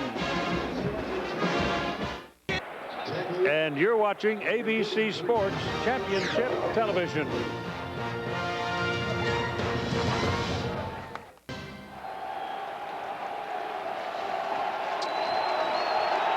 Miami with the ball now, down by 10 points here with 8:22 to go in the 3rd quarter of play. They possess the ball, first down at the 39-yard line. Dorsey comes up throwing, and the pass is caught by Kellen Winslow. Pickup of about 6 yards on the play. C. Grant, the tackle. So C. Grant, who's been banged up a couple of times, but keeps coming back, and he's still the shadow of Kellen Winslow. And that's what Miami has to do, get back to their original game plan, which features the tight end, Kellen Winslow, on short pass routes and have him break tackles for the bigger gains. But they need positive plays right now to get back into a good frame of mind.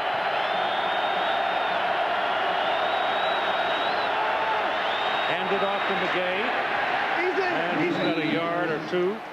C. Grant on that tackle. Dave Perry, who is as good a source of authority and opinion about rules. David, you had a best look we could give you on that fumble, the takeaway, if you will. Keith, from my view, it looks like the ball was coming loose. The Ohio State kid did, in fact, grip it, pull it out. We had a little tug of war afterwards, but it appears like a good call from the covering official. Hey. Resulted in 3 points, and it's a 17-7. Pretty heads-up play for a freshman, 19 years old, to make that. So, yes. Dorsey wants to go deep, goes down the sideline. The pass is incomplete, intended for Andre Johnson. He was a little short. He had him. Yeah, it was another one of those double moves, fake to the post and then back to the corner. As you watch Johnson, great speed. There's the post route, and now back to the outside. Ball is underthrown, and Johnson loses his footing on this good field. And Capshaw is in to punt. High.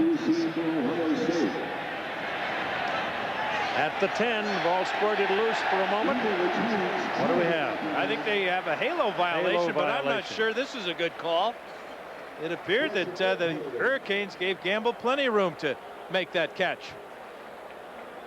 Entre Roll was the man closest to him, who's a cornerback. 37-yard punt. Remember, it's a 2-yard halo, and they must have thought that Roll was within that. Violation, halo, 10 yards penalty, first down. Media time. Well, that's what's called as a halo violation. It's a penalty that moves the ball, and it moves it in favor of Ohio State. Sunday, join Mike Tirico for an exclusive interview with Phil Mickelson as he talks about Tiger Woods, the upcoming season, and much more. Started Up, it's called, a preview of the 2003 PGA Tour. Sunday at 5 Eastern, 4 Pacific here on ABC Sports. Carrying the ball, it's Claret. And from the 21-yard line, he's up to about the 23. 20, where do you see in the swing of things here? in this ball game? Well, basically, I see an Ohio State offense is doing the same things they've been doing all year. A very conservative approach to the game. And I think you give most of the credit for their success to the offensive line, protecting the football. Then it goes back to Craig Krenzel. When nothing is there, he's not taking any chances. He does not want to create the turnover. He wants to keep that plus turnover margin in this ball game by not doing anything silly. Fortunately for him, he's a tough kid. He's in the shotgun, second down and 9. Now takes off with the ball and breaks the tackle. The second one takes him down at the 25. That would be Jamal Green. Jamal Green right now is matched up against a freshman, Rob Sims, at that tackle position for Ohio State. And you know, Keith, you saw, well, Swanee was telling us about how Ohio State's getting back to what they want to do. Part of what they want to do, as we saw with the play clock in there, is milk that clock all the way down. Now, that was pretty close for comfort that time, but you'll see that they're trying to extend the game, shorten the game, by running the play clock down and not snapping it until they are within 5 seconds almost every time. Krenzel is the game's leading rusher. He has 10 carries for 51 yards and a touchdown, and he's back looking for a receiver. Lets it go to the sidelines, has him, throws it right on his hands. No problem with it. He's out of bounds. Michael Jenkins had that foot on the line on the chalk, and he does not get a catch. Yeah, bad awareness of the sideline by Jenkins. He didn't have to jump for this ball. This ball is thrown right about shoulder height. And at 6'5", Jenkins knows, why did I jump up in the air? If I just drag my feet, it's going to be a first down. That right foot is out of bounds. But why did he jump? Andy Groom is in to punt then. 56, 44, and 63 tonight. Got a little pressure there and didn't get all of it. And hooks it out of bounds. So that's his poorest punt of the night. That's also the first time there's been a green shirt in his face. That's 30 yards. And the clock stops at 5:05 to go in the third quarter, and Ohio State sitting on a 10-point lead. Aerial coverage of tonight's game provided by Tostitos. Keith, this Ohio State defense has shut down some of the best offenses in the nation this year. You can see Washington State, Penn State, both over 30 points a game, just got 7. And tonight holding Miami down to 7 with 5 minutes to go here in the third. Run it with McGahee. Took a lick right upside the head as he crossed midfield and goes down at the 49-yard line. Donnie Nicky hit him. And that will help settle down Ken Dorsey. Good run on first down, winning the battle on first down with a run to McGahee. Dorsey started 8 out of 10. Since then, 6 out of 11 with a couple of interceptions and a fumble. You can pick up 6-7 yards on first down. You're headed toward a win. Second down and 4 here. Buckeyes defense jumping around. Dorsey throws it outside and misses the intended receiver, and there's a penalty flag thrown to the linesman across the way. Ethnic Sands was a man breaking for the ball, but it was well off the mark.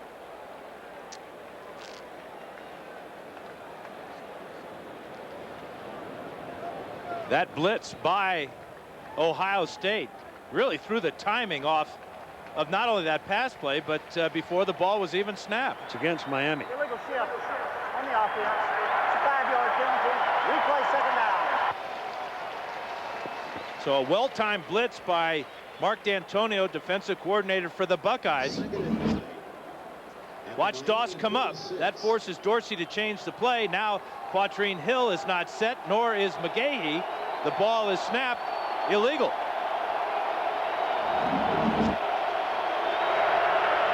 For second down and 9 after that penalty. Down the middle. Caught.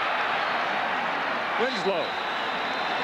Just a bullet down the middle of the field, and Kellen Winslow had broken free and makes the catch in front of Fox. Boy, yeah, then you see the attitude of Winslow after the catch, trying to fire his teammates up.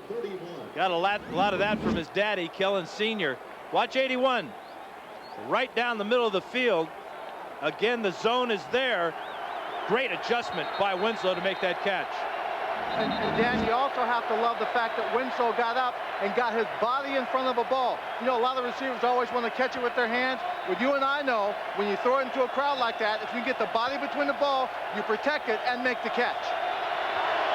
And then you add the attitude. Good package. Run it, McGay to the outside. They put him on the chalk at the 21-yard line. They give him all the way down to the 21, and that's close to a first down. Well, Kellen Winslow Jr. learned a lot from his daddy through his genes. Kellen Winslow Sr., Hall of Famer, caught 541 catches for the Chargers, and we're going to see 3 of them here that he could catch with 2 hands. Most of the time he was catching them all with 1 hand. Yeah, I was going to say, what do you do, go through the reel and pick all of the on the target throws? Absolutely. And he's down on the field. What an all-time great one. You talk about a security blanket over the middle and somebody that could use their big body not only over the middle but split out wide, and his son has the same traits. Stretch it out, looks, it's close. It is the first down. Well, and you know what he did at the end of that run, Keith? He knew what he needed, as opposed to earlier in the game when he came up short of the first down. That time he got it by an inch. Kellen Sr. couldn't stand sitting quietly in the stands anymore. He's called down on the field. Better keep a jersey away from him. Yeah. 21-yard line, first down for Miami on the Buckeye end of the field. Ohio State leading 17-7, and we've got 3.5 minutes to go in the third quarter. McGahee is deep. Dorsey throwing over the head at the intended receiver, way over his head. Johnson was over there, well covered by Gamble, and he threw it in the cheap seats. Tomorrow at 11 a.m. Eastern Time, ESPN's NFL Countdown previews the playoffs.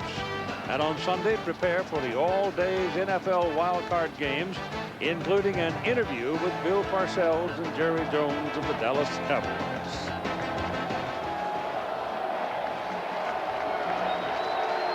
Well, Bill's going back to coaching, huh? I guess at those prices it ain't bad, huh? Yeah, I'll give it a shot, too. Quickly in the middle. Caught again by Winslow, and he's close to the 15-yard line with it. Matt Wilhelm, the big guy at 6'5", 245, got a hold of him. Showing the hands that his daddy displayed many times over the middle. Look at him reach out. This is a tight end. Now he's more like a wide receiver, but he is quite a weapon. Only a sophomore. Miami has had some great tight ends, and this man's son definitely stepping up into that. Well, that fellow Shockley that played there for a little while was pretty good. And Bubba Franks, too. But again, Miami has to use a timeout. And it comes at 2:44 to go in the third quarter, and they have 2 timeouts remaining. Third down and 5 on the 16-yard line, trailing by 10 points. Yeah, important to get the right play called, the right timing. But if you remember back to the first half, Miami used 2 timeouts. That gave them just 1 when they got the ball back with a minute to go, and really couldn't mount any type of hurry-up offense to get even a field goal at the end of the first half. Tight game like this, you want to have all those timeouts at the end of the game.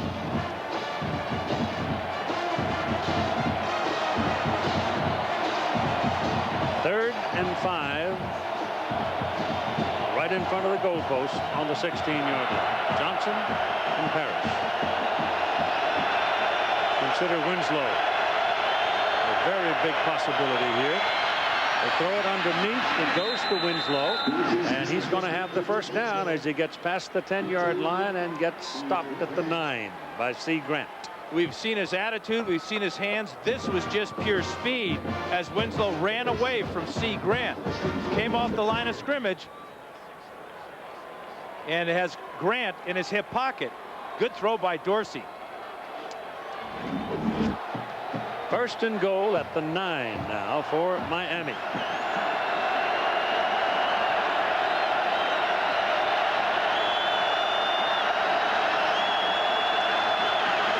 McGahee to the outside.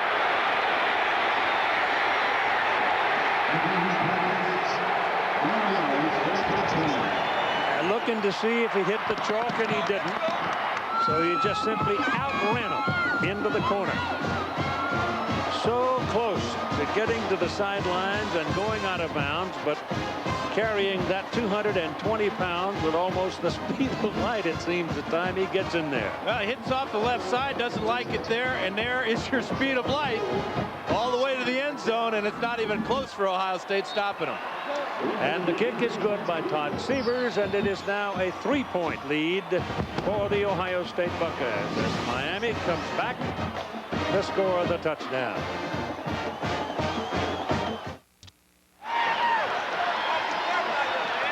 Willis McGahee huffing and puffing, and he's entitled after what he just did. You know, there's speed and then there's speed, and he's got football speed. You see, he's got 28 touchdowns now. And Keith, what Miami did on that drive is they went to their playmakers, Winslow and McGahee. Yep. Weren't having any success getting the ball to their wide receivers, but the tight end over the middle and the patience of Dorsey paid off. That ball is kicked beyond the field of play. Ohio State had a 1st and goal at the 6. Lost the ball on an interception, got it back, came away with 3, and now Miami takes it and goes down and scores the touchdown. And that's only the 5th rushing touchdown given up by Jim Tressel's Buckeye defense.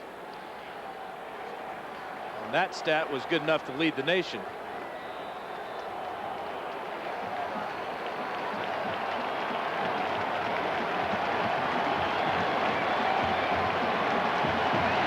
Stepanovich will come in at center now. He's been in and out with Mango getting some playing time. Claret lines up at the deep back. Krenzel sets him up and gives it to Claret. At the right side, he's got a yard, and that's all. Vilma was the first man to make contact. McDougal put him away.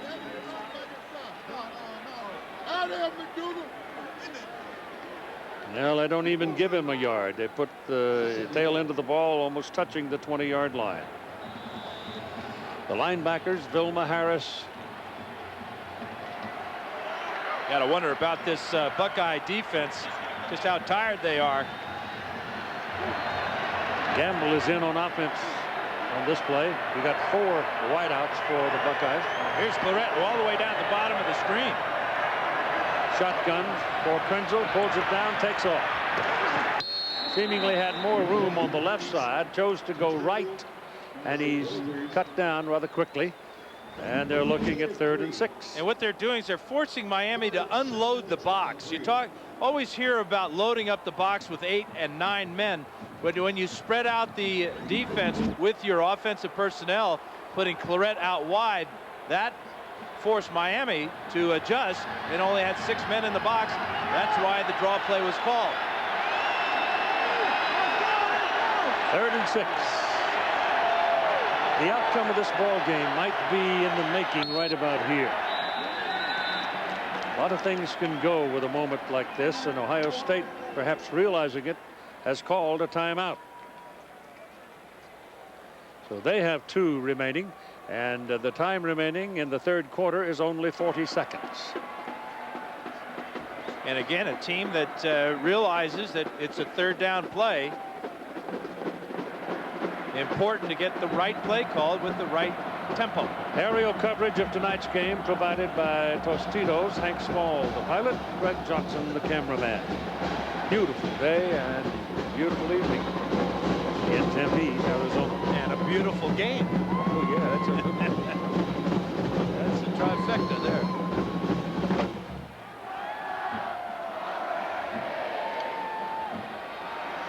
Miami gets rolling downhill, though. Oof. It's hard to stop it. And right here could be a very, very big play in this ball game. Buckeyes can pick up their 1st down and keep possession and give their defense a little more resting time. It's very important. Miami forces Ohio State into a punt here unless Andy Groom comes up with another one of his 63-yarders. They should get pretty good field position. And Krenzel only has 3 completions on the evening out of 11 throws, Keith. Yep.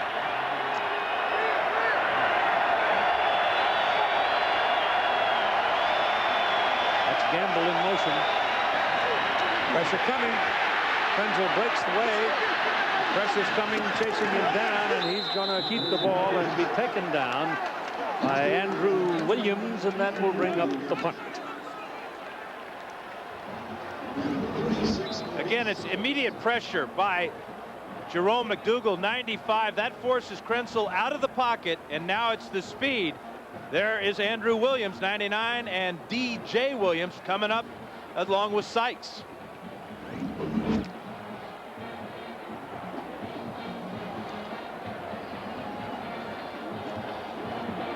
That may Maurice be Sykes, Maurice. I think, Yeah, is the Maurice player Sykes. shaken up on the sidelines. Official timeout for injury. The play resumes after a gain of 2. 4th and 4 at the 26. Might have just tweaked his left knee right there. Krenzel diving for the first down. And coming up 3 yards short. So here's Ohio State now. They've got to punt the ball. The last punt that Groom had, he saw a very direct way. And to Groom, it's in your court. 10 seconds, 11 seconds, now 10, counting down, 8, 7, 5. No need to snap. No, don't have to. Third quarter's over. It's a 17-14 ball game. Ohio State. ABC Sports coverage of the Tostitos Fiesta Bowl returns after this message and a word from our ABC station. All right, here we come to the pivotal punt of the moment, at least, as we start the 4th quarter of play. Andy Groom should hit it around the 13. He does. He gets some air under it. It's not his longest of the night, but it's a good one. And it's going to go dead on the sidelines and roll out of bounds, and it turns out to be a very good punt. Last time Miami had the ball, they went 77 plays, 55 yards, got the ball to their playmakers. Kellen Winslow, 3 catches for 35 yards, 35 tough yards. And that was finished off by this beautiful reverse of this field by Willis McGahee from 9 yards out. McGahee started the drive with a 6-yard run on first down right here, and then he finished it with a touchdown. 49-yard punt by Andy Groom. Put the ball out of bounds at about the 24-yard line, and here's Miami going to work. Quick shot to Roscoe Parrish. Swanee, what do you see working here now in the Miami offense? Well, I think what they're doing is just getting back to their basic game plan. Ohio State's dropping people back. They're trying to put some pressure on Dorsey. Now all the receivers are doing is getting their bodies in front of the coverage and taking what the defense is giving them, the short pass. First, make the catch. Don't worry about trying to break a tackle and make a big run. Then if you turn upfield and you've got some space, take advantage of it. Second down and 2. They run for it, and they get it with McGahee. And they had to coattail him because he was close to getting out of the pack. He takes the ball across the 40 to the 41. And Keith, if he breaks out of the pack, nobody on this Ohio State defense is going to catch him. He displayed his speed the last time when he reversed his field and took it in untouched. Look at the moves here. Now the power. Explosion, you hear that term all the time. It's speed, it's quickness, but most important, it's intensity. Let's see if they go back to him. Yep. And he's got daylight. And he's going to get it up to about the 40, close to the 45. Well, how do you win 38 games and only lose 1? Well, you perform well in the 4th quarter. Remarkable stat right there. No interceptions for Dorsey. He's been bounced around a few times tonight. He fumbled once. He threw 2 interceptions in the first half. But now we are in Dorsey time.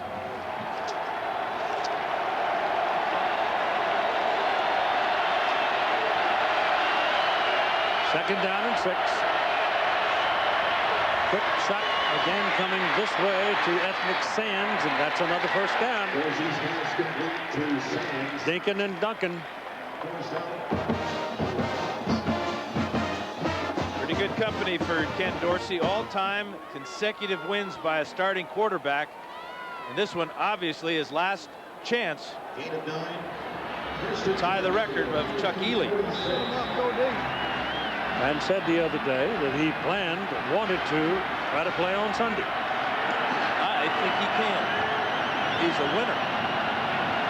Ball is on the 46-yard line of Ohio State. A first down for the Hurricanes. And Dorsey puts it in the air. It's slapped down. Knocked down by Darian Scott. That's the best play in a long time for the Buckeye defense. Darian Scott, recognizing the short three-step drop of the quarterback, got his hands up in the air and snuffed that ball out. What an athletic move by Darian Scott. Top of the screen, working on Vernon Carey.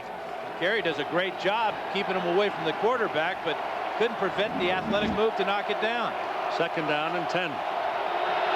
Jason Geathers, the man on this side. And now Dorsey's changed the play of the Ohio State crowd, and they're dominant, making a lot of noise. And McGahee can't get his engine running, and he goes down about the line of scrimmage as Will Smith makes another defensive play for Ohio State. Will Smith is a really talented young man.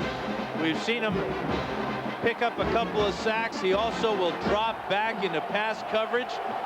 And his main asset is his speed, as he displayed that time. A junior out of Utica, New York, 6'4", 250.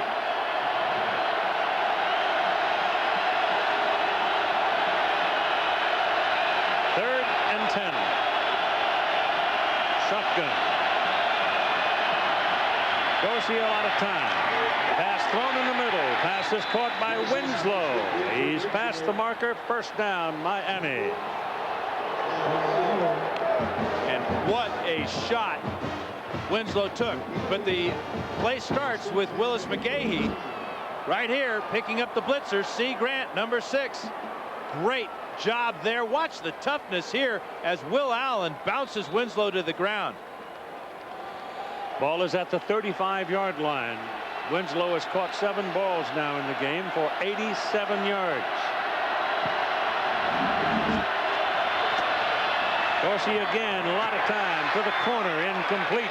Running under it, short of it, Roscoe Parrish, Dustin Fox covering. But the pressure of Ohio State is forcing Dorsey to throw the deep ball too long. His timing is off on the deep ball. He's throwing it too flat. He's not putting enough air under the ball and allowing his speed receivers like Parrish and Johnson to adjust to the ball. The ball is just coming out too flat and too far.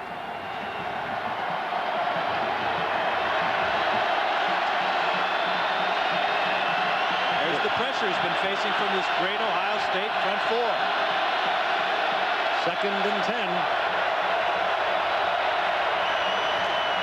Short tip. Whoa. My goodness, Mike Doss had one hand on it. The ball is 3 inches lower at 6 points. No question, Keith. That's why he's a 3-time All-American. Doss recognized this. Again, it's a quick 3-step drop. Watch him break. Stepping in front of Andre Johnson, and that one would have been 6 for Ohio State. Clock running at 11:53 to play now in the 4th quarter. Miami's had the ball for quite a bit at the start of this 4th quarter. A little over 3 minutes. Dorsey setting up a screen. They bust up the screen. I mean, they bust up everything. Will Allen coming like a truck. Takes on McGahee and takes him down. And trainers are on the field in a hurry for Miami. McGahee is down. And then this one, oh my goodness. Oh Lord. That is a serious knee injury for Willis McGahee. Yep. Timeout. We'll be back. Willis McGahee, the big sophomore tailback, taken off the field with it seems hardly anything but serious. When you see the hit that he takes on it, you see the shoulder pad come in and hit it on the inside part of that knee, and it's gone. Clean hit by Will Allen, but a devastating injury for Willis McGahee. Here we have now a 54-yard field goal try by Todd Sievers. It's no good. His longest in his career had been 53 yards at Florida. That one was just a little bit out of the zone. You know, Keith, obviously Miami needed those points to tie the game, but psychologically right now, they are really going to be challenged. That injury happened in front of their bench. Their star player is done for the evening. Now they've got to find a way to regroup mentally as much as anything to get back in the right frame of mind to win this title. Ohio State takes over at their own 37-yard line. First down, they lead by 3 points. And we're in the fourth quarter. Krenzel gives to Claret. And the Hurricanes jump all over him after a yard or so. 11:15 to play in the football game. Tomorrow, ABC's Wild Card Saturday begins with a showdown of two of the NBA's brightest stars. The teams are Dallas and Philadelphia, the Sixers and Mavericks, followed by our NFL Wild Card doubleheader. That starts at 1 Eastern, part of a week of great events on ABC Sports Championship Television. 1, 2, 3, Here we go, baby. You got 4 wideouts, 5 wideouts now as they flex a tight end. And it's second down, and Krenzel's pass short of the first down marker to Michael Jenkins. Jenkins drops his shoulder and pounds it and gets the first down.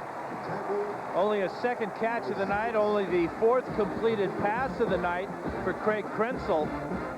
But finding Michael Jenkins, who has made so many big plays for the Buckeyes, especially in the fourth quarter, along with his quarterback, offensive line almost did a good job until Matt Walters drops the QB on his wallet. Well, these two guys hooked up to win the Wisconsin game and obviously in that Purdue game. Saved up. Yep. First down. Ball at the 48-yard line.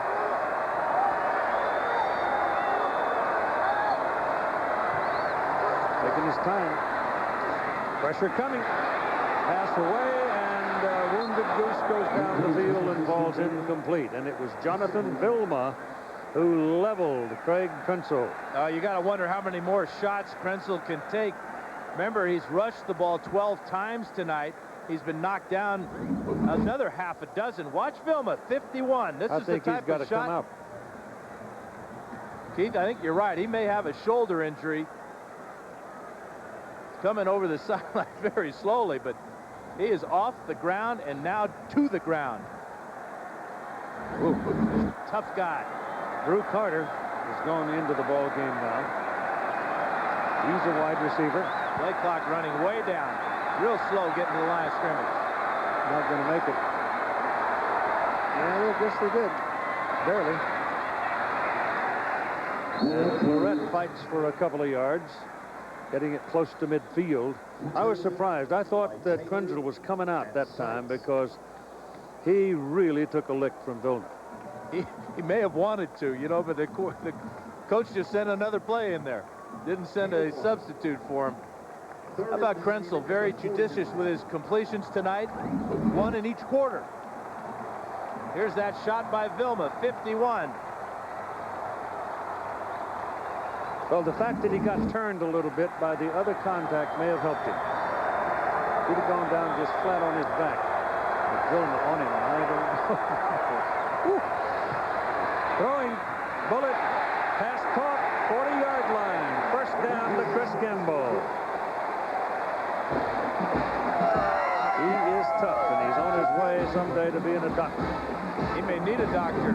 Yeah, he's been sacked 31 times on the year. This time the offensive line does a good job. Still gets a couple of nudges there from Miami. But look at Gamble stepping in front of Glenn Sharp there, shielding him away from using his body to shield the defender away from the ball. Boy, 23 hits on the turf 21 times. Uncle. This is the guy, though, that his teammates named the offensive MVP for their season. 13-0 season. Claret wiggles through. He's been close a couple of times to getting away, but they got him again with a hip pocket. And here's Todd Harris. Well, Keith and Dan, you pointed out how tough he is and how smart he is. Check this out. He's a molecular genetics major at Ohio State. And let me just read you a question from his Molecular Genetics 701 final, and you guys can answer this one. How do humans having linear chromosomes avoid losing vital genetic information at the chromosome's ends during the DNA replication? You think that over. We'll give you the answer after this play. I know it. Stay in the house.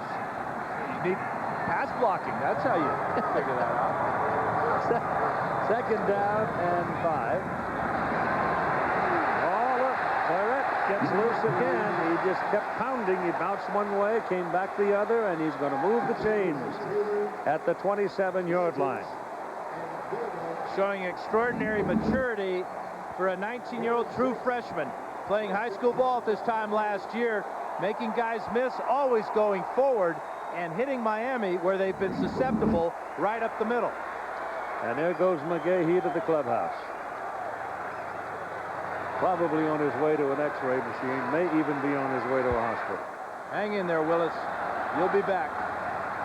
Terrific young player. On first down, go back to Claret. This it's Ross, Lydell Ross. And let's talk with Lynn Swan for a moment about Willis McGahee. Well, Keith, it's fairly obvious that he has a fairly serious knee injury. Obviously, the medical staff here on the sideline for the Miami team will take him inside as you see him there going on the car to the locker room. They will evaluate just to what extent that knee is hurt in the locker room, and certainly they'll make sure he'll get an MRI. But there were all kinds of rumors swirling about McGahee. He said he was coming back next year. All kinds of rumors swirling around about contracts being offered by shoe companies to entice him to come out. That will not happen now. Nope. It's second down, 12. Krenzel lets it go down the middle. It's incomplete, and that's good. Barn Childress, Bam Childress was into trying to make the play over the middle, and good coverage by Miami. Here's Michael Jenkins. He's going to clear things out and let Childress come down over the middle. But as you said, Keith, the coverage here by Kelly Jennings is really exceptional as he breaks on the ball, gets it left hand to knock it away. They close well. They got so much speed, they'll close on you in almost any kind of play. And it's third down and 12. Claret. Krenzel takes off. He's going to take some punishment here. He gets it down to the 25-yard line. And that's going to bring up a fourth down. And here comes Mike Nugent. Nugent has made a 44-yarder tonight. Place kicker, 25 out of 27 this season. His long has been 51 against Indiana. So he's had a special year in his sophomore year. This is a 42-yarder. Andy Groom holds it, and Kyle Andrews is the snapper. Ball's kick! Missed it. Missed it. Wide right. And Bobby Bowden just shivered.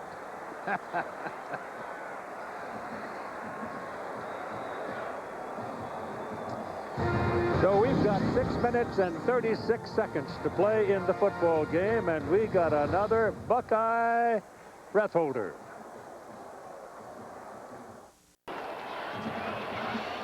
The attendance tonight, 77,502. It's the third largest Fiesta Bowl crowd. And they're watching what is clearly the best of all the BCS championship games so far. Down the middle, ball thrown to Kellen Winslow. He might break this big. His legs are taken away up at the 35-yard line. He picks up a first down. Chris Campbell kept him from a really big play.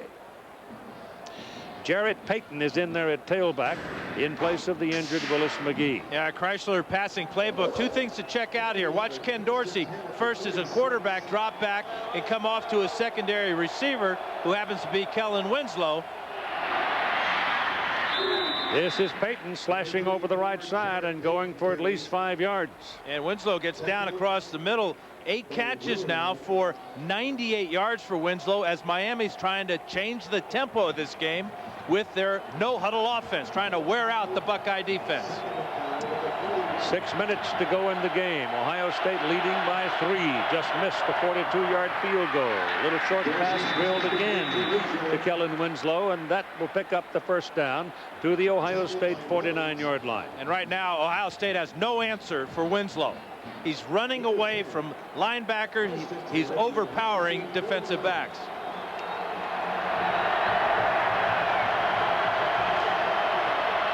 Run it again with Peyton.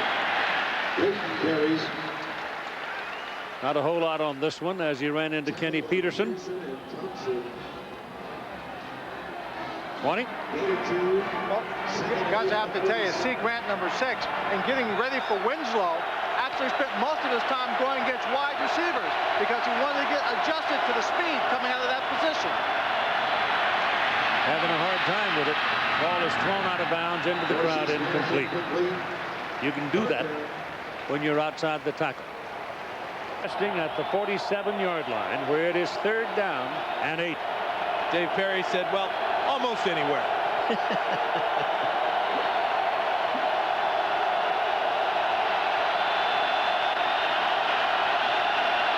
Shotgun, Dorsey. A lot of time. Finally lets it go down the middle. It's caught by Roscoe Parrish, and the ball comes out. And Ohio State pounces on it. The beanbag is down, and the Buckeyes recover it. It's Will Allen with another big play. Donnie Nicky and Dustin Fox combined to knock this ball out of the hands of Roscoe Parrish. Fantastic throw by Dorsey. Parrish just couldn't hang on as the Buckeyes secondary converges and knocks it away. And the Buckeyes may have dodged a bullet. 5 minutes. It's 17-14. Ohio State turnovers. Miami is helping them. Well, the 5 turnovers, obviously a season high, but Miami coming into the game only were +2 in turnover ratio. Surprising for a team that's undefeated. It's Claret. Finds a crack. Brought down by Maurice Sykes, who was shaken up a little while ago, but that is a gain from the 18 up to the 23, 5 yards. That looks like and a cramp in his Claret calf. coming out. Yeah. 2nd and 5 at the 23. It looks like it could be a cramp, the way he's walking on it. Yeah. Holding it. Lydell Ross goes in to replace him, the 210-pound sophomore, and the fastest, as we told you earlier, of the group. So let's keep an eye on Claret and see what's going on here as they're looking around at the calf. It's not serious, but it still is painful. Oh, it hurts.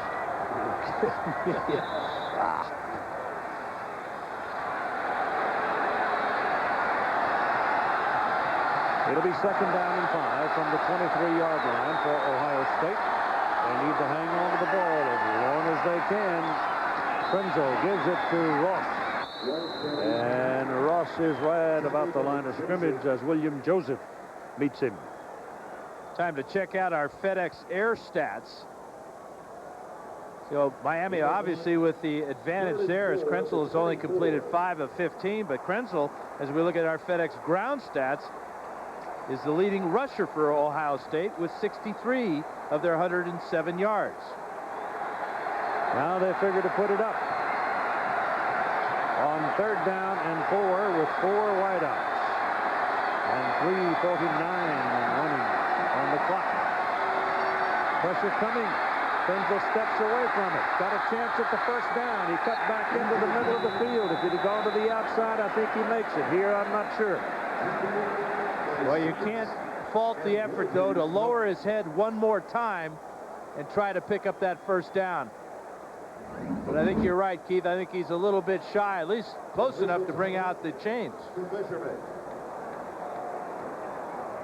Helmet-to-helmet hit with Maurice Sykes there, but Krenzel finding a way to fall forward and make this close. And he's a big guy. He's 225 pounds. He's not a gimme. He's going to be sore tomorrow. Oh, that's all right if he wins. And the next he day. won't feel it. Oh, he got it.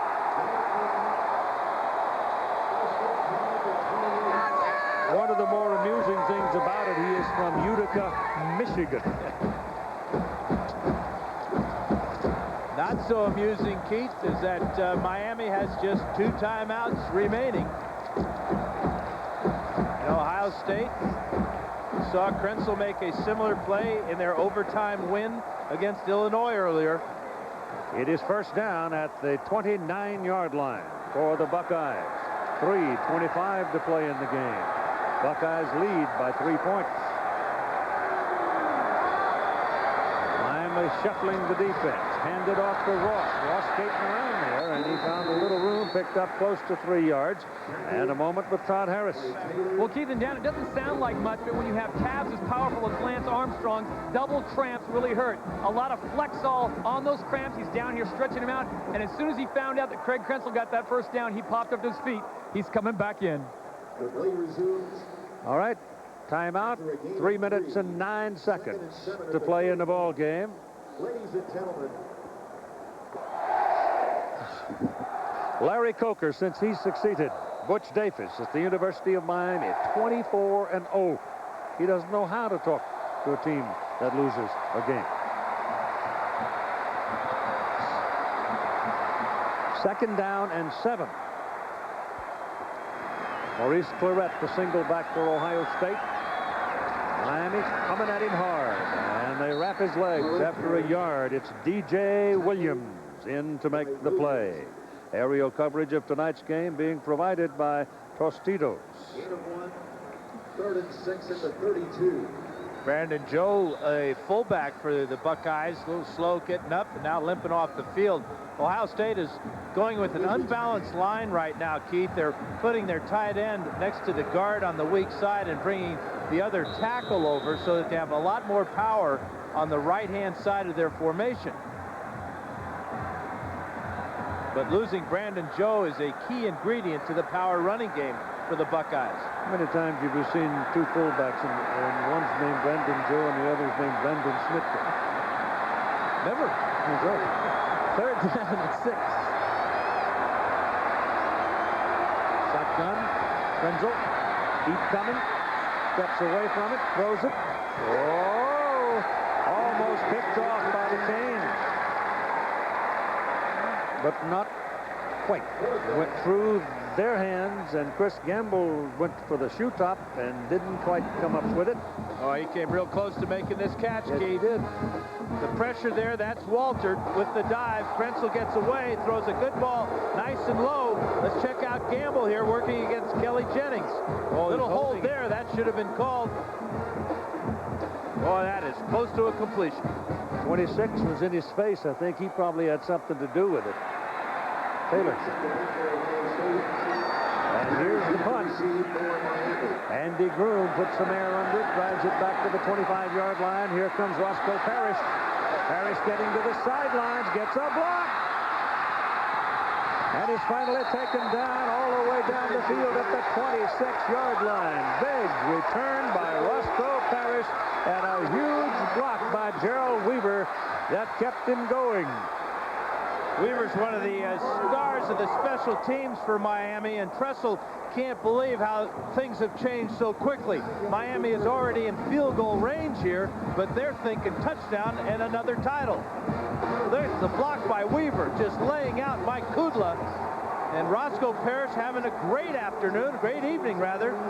Sets up his team in great field position. 44-yard punt, but a 50-yard return, and Jarrett Payton is the single back. Another opportunity for Miami now. In the closing minutes, it's Payton bouncing into the middle and stopped after maybe a yard. David Thompson on the hit. Time remaining is 1 minute and 50 seconds. The clock is running. Miami with 1 timeout remaining. And yes, they play overtime in the championship game. And it's a great overtime system where both teams will get the ball. But we'll get into that a little bit later, won't we? Yep.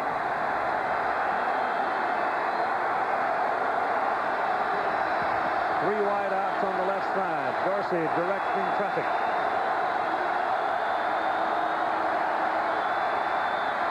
Pressure, hit, down, 30-yard line. Simon Frazier. Sacked back at the 30.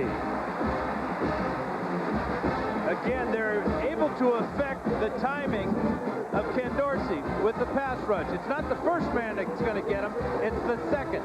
Will Smith coming around the corner against Vernon Carey. That forces Dorsey up into the pocket where Simon Frazier jumps on his back. And down goes Frazier and Dorsey. Down goes Frazier. 40 seconds to play. Miami with one timeout. Just to remind you, third down and very long. Dorsey gets it away. Underneath it goes to Jarrett Payton. And Payton struggles inside the 25 to the 23. And that's a brilliant play by Ken Dorsey, facing an umbrella defense with everybody playing deep, preventing the big play. He dumps it off to Payton and sets up his field goal kicker from the 40-yard line. Todd Severs in with an effort to try and tie this game. They came out hustling, and then Eric Winston, a true freshman, told them, hey, slow down. Take your time. They run it down to 3 seconds, so there's no time for anything but the field goal try.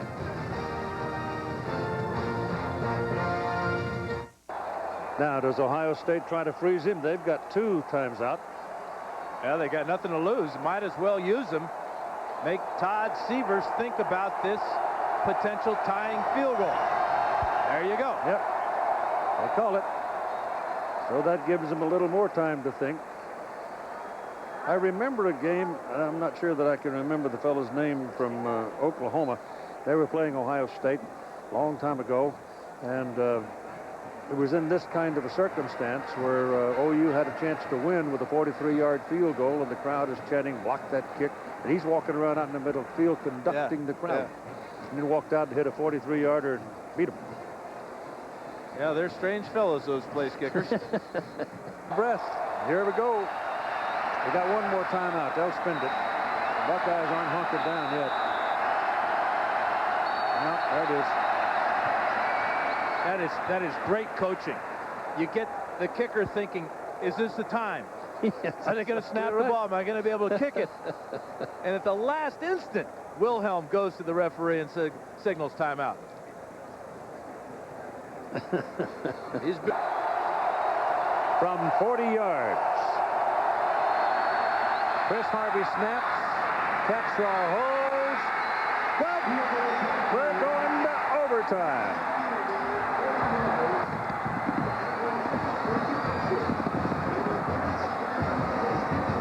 With all the flash bulbs popping in the stands, Todd Severs squeezes one inside the upright.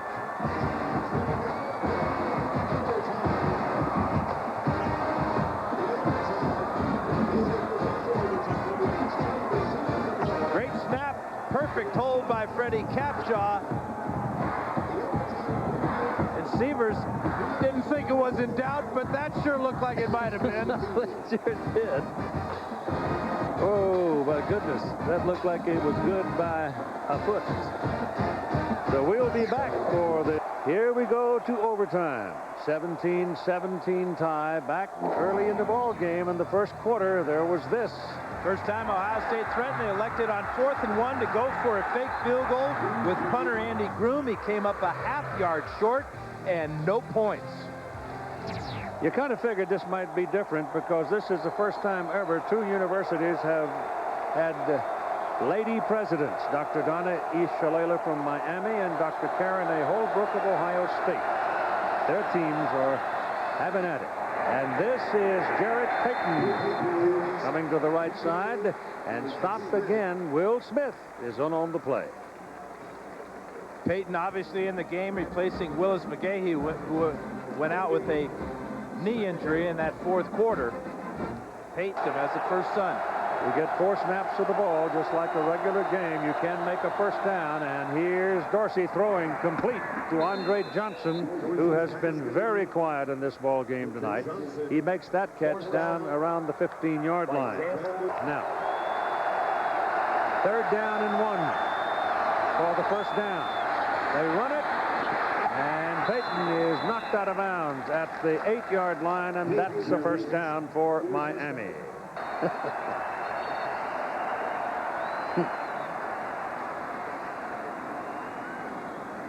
Ohio State calls time.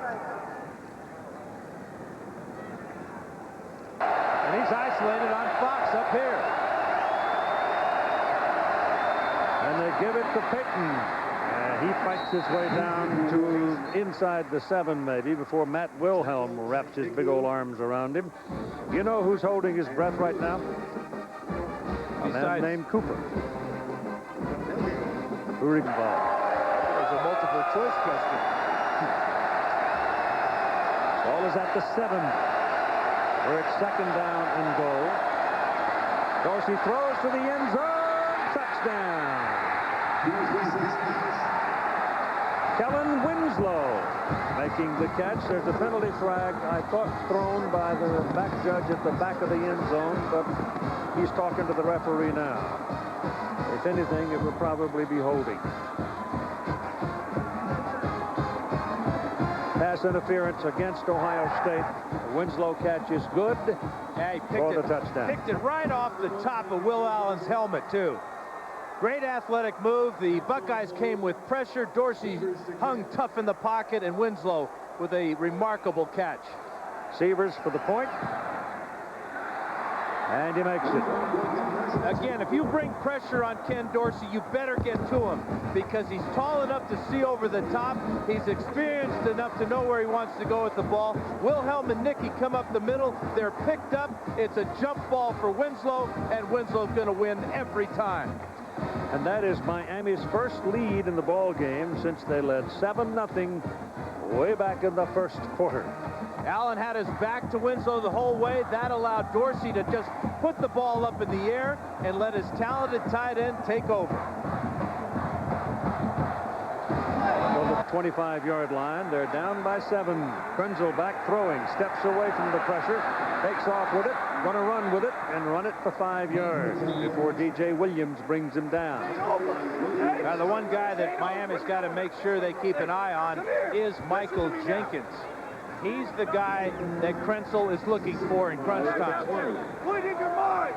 Miami's done a great job on him. He's only got 2 catches. But again, Krenzel only completed 5 passes all night. Dorsey taking charge on the sidelines. Great scene.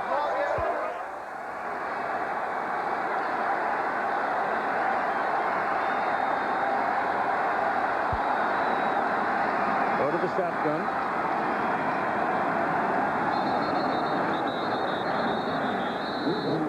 Coming, pressure got him. Back at the 29-yard line, it was Jamal Green. Big. 3rd down and 14 back on the 29. Miami scored a touchdown in their first possession of overtime. Krenzel's pass is thrown short to the ground. That was McDougal. He forced that. Tough to throw a screen pass against this Miami defense. Their speed of their front 4 really gets on the quarterback in a hurry, and then the linebacker speed, and then the secondary, they can close on Claret as they did that time. Well, it's 4th down and 14. It's the last chance to stay alive in the overtime. If you've got something up your sleeve, this might be the time to pull it out, huh? They go with 3 wideouts. You got 2 protectors back there for Krenzel. Now one of them runs away, Claret. Krenzel steps up and goes to the sidelines, and that's good for a first down. Caught by Michael Jenkins. The foot on the chalk.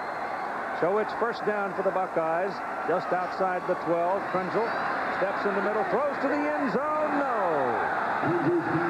Intended again for Jenkins, covered by Taylor. Jenkins is not out there. Then I would be looking for Chris Gamble over the middle. He came off the field. Here goes Krenzel. He's at the 5-yard line, and he is hammered. He took a wicked shot to the head, and he went down hard on his back. Taylor and Vilma hit him, and he gets up. Keith, that's 2 huge hits by Vilma. 51 right in the middle of the screen. Watch him send Krenzel backwards. Whoa. How does Krenzel get up from these shots? There's 2 guys two big guys, Taylor, Vilma. It's 3rd and 3 from the 5-yard line for Ohio State. 3rd and 3. They must score a touchdown to stay alive in the overtime. Krenzel sees a little hole. Now he slides out. Now he throws. And it's incomplete. Taylor knocked it away from Hartsock. Taylor's having an unbelievable night tonight. He's got 2 interceptions, 11 tackles. He was victimized by Maurice Claret, who picked his pocket after one of his interceptions.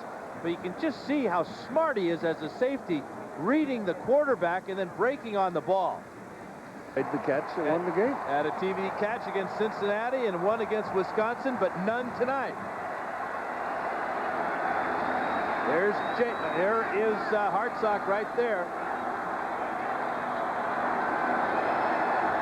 Claret's up there as a wide out too. The ball goes into the end zone and it is incomplete. Intended for Gamble. Now there is a penalty flag thrown. Hold on. Hold the phone. Everybody comes running down on the field. You got to get off because there's a penalty flag thrown, and I think it's against Miami. And if it's thrown in the end zone, the ball will be placed on the 1-yard line. 1st and goal. Glenn Sharp trying to cover Chris Gamble, and he may have arrived a tad too soon. Randy Crystal. Pass interference. Yep.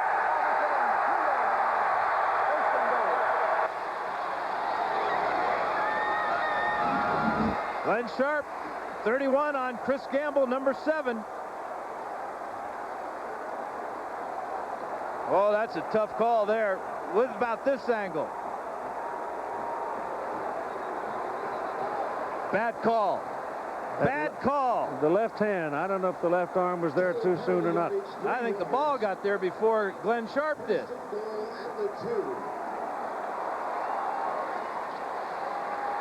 Well, he waved it incomplete and then threw the flag. Boy, Gamble had a chance to make the catch before contact was made by Sharp.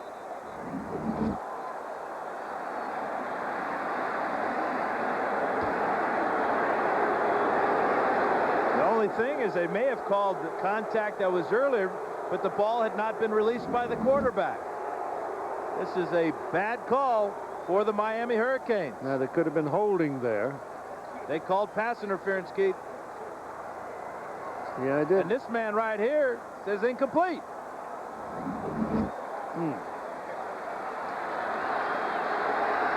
So it is 1st and goal for Ohio State. They'll try to run it. And they're having a little problem with that early on. They get back to the line of scrimmage. Claret carrying it. Here's Lynn Swan.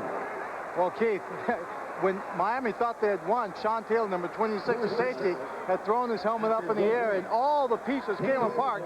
He missed that last play because he was on the sideline trying to find the pieces, get it put back together. They got it put back together. Now he's back on the field. You wouldn't want...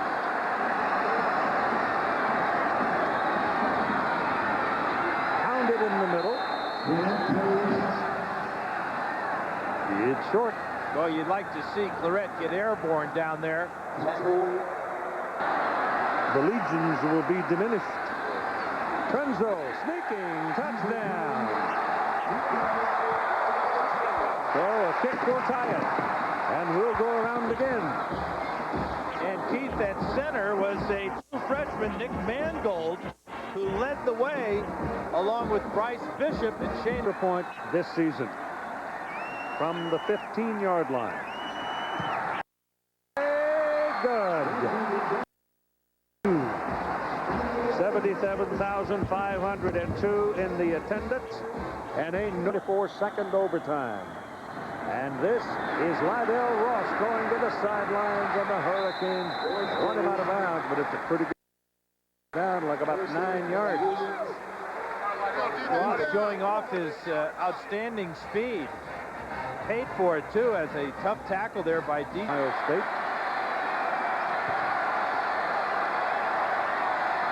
Single back is Claret. Krenzel gives it to him. He's looking looking for some daylight, and I'll tell you, there's some quick Miami people that got there that time. That was Roger McIntosh. Just locked his legs. We both saw the same thing, Keith. A hole on that left side. Claret saw it too. He can't believe. Well, let's see here if he can get it this time. He'll do it himself, and he's just jumped right on the hip pocket of the center and Bryce Bishop, and he rides along with him and has the first down at the 11-yard line. They're all juniors all the way across that offensive front for the Buckeyes. So they're coming back. First down at the 11. Central wants to pass. Now does, and has it completed. Down to the 5-yard line to Michael Jenkins. Maurice Sykes defending. Buckeye offensive line, all those juniors you're talking about, Keith. Half step slow. Yep. Second down from the 5. Claret. Touchdown.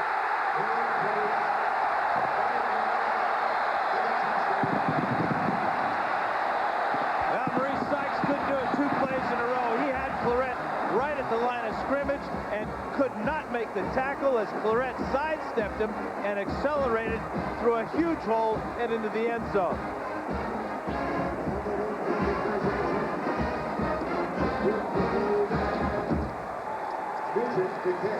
Here's your extra point try now for Mike Nugent. Whoa, that snap was low and hard, but the kick was good. Handled well by Andy Groom. As Ohio State leads 31-24. And it goes to Jarrett Payton. And Payton has trouble getting back to the line of scrimmage and does not. Remember, the Hurricanes are without Willis McGahee. He suffered an injured knee. Second down and 11. Ohio State has the lead in this second overtime by 7. Dorsey's pass incomplete. He was pressured. He was trying to get the ball to Kellen Winslow. And Dorsey may be hurt, Keith.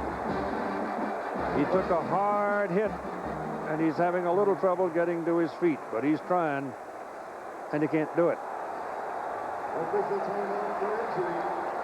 He can't do it. That brings on Derek Crudup. He's the backup quarterback. Middle linebacker Matt Wilhelm. That's a quarterback's worst nightmare. You take the shot from the player himself, and then he drives you all the way to the ground under 245 pounds. That could be any number of things, from a collarbone to a rib injury to a shoulder.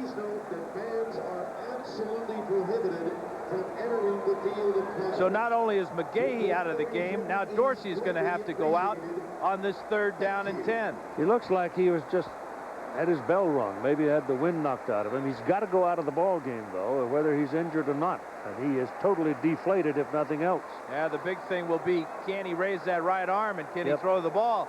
Bigger thing is Derek Crudup now will come into the ball game with very little experience. Sophomore from Deerfield Beach, Florida. Played some last year in the backup role, but he's never been in a bigger moment than he's entering right now. But the key is, what about Dorsey? If Crudup can do something on 3rd down and 10 to get him a first down. There's only 2 plays left for Miami unless they get a first down. And Crudup back and throws the ball is caught by Hill, the fullback. And Quadrin Hill moves it down for a good 8 yards before he was belted out. Maybe 7 yards. That's a remarkable play. Hill has not touched the ball yet tonight. Crudup comes in, 5-step drop, fires the ball out there. Great play by Crudup and Quadrin Hill, as Ohio State now is going to call time. Or rather, Miami's going to call time, yeah. And it's Dorsey walking around over there. He's got his wind back. And they need 3 yards. And Ohio State, taking a look at what Miami presented as far as personnel is concerned, they decide to call timeout and make further adjustments. Spot right here. I would say he would be the man. Dorsey's pass, good. They've got the first down. Down at the 10-yard line a penalty flag. Hold the phone. Late flag after the play, Keith. Winslow was down. On the play, a gain of 7. Face mask, 5-yard penalty. Gain was sufficient for a That first puts down. him on. And it's 1st and goal for Miami. Dorsey throwing. End zone, no. Penalty flag. A little bit late coming. Hey, he was digging in that back pocket. Couldn't get it out the first time, but Chris Gamble has the pass interference on Andre Johnson. Yeah, but Chris Gamble benefited by that same flag from the same officials down the other end of the field in the other overtime. Didn't he ever? He's just going to reach out and grab Johnson. Look at the power of Johnson to swim to the inside. Gamble was trying to. 1st and goal from the 2. It's Peyton to the 1. Walter's son, Jarrett, 6'2", 218, junior, Harlington Heights, Illinois. Dorsey throwing, tight end, missed him. Had him. Eric Winston, the freshman tight end, had gone in there, and the double tight end alignment broken clean and clear, and Dorsey missed him. There may be some. 3rd and goal from the 1. Hand it off to the fullback, Hill. And Matt Wilhelm stops him. Trying a little quick hitter there, not giving the ball to your tailback, trying to give it to Quadrine Hill, his first rush of the night, behind the tight end coming in motion, Winston, and Ohio State, again, that front 4, along with Wilhelm, just stuffed them. Well, the ball is actually a little short of the 1-yard line now. It is 4th down, the final play, unless they can stick it in the end zone. Andre Johnson, Roscoe Parrish,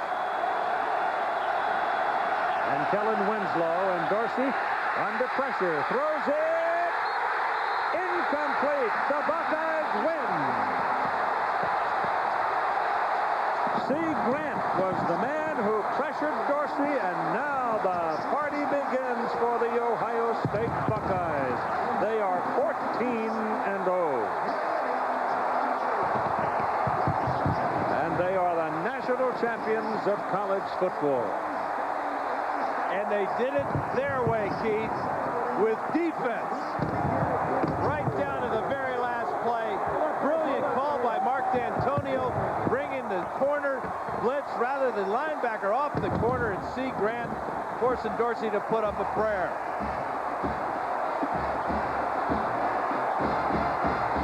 The tough guy of the night, Krenzel. Craig Krenzel, quarterback, Ohio State. What a game he played. Threw the ball 21 times, only completed 7. He ran the ball 19 times for 81 yards, and he scored twice. And he's got a million bruises to show for it. It was the tackle of Wilhelm on Dorsey that may well have been the big play defensively for Ohio State, because Ken Dorsey is less than whole right now. It was a tremendous blow, drove him into the ground. He went out of play, as he has to under the rules, came back, and didn't quite seem himself. C. Grant is number 6, totally unblocked, grabs Dorsey and throws him to the ground, and Donnie Nicky's there to make sure that no Hurricane comes up with his catch.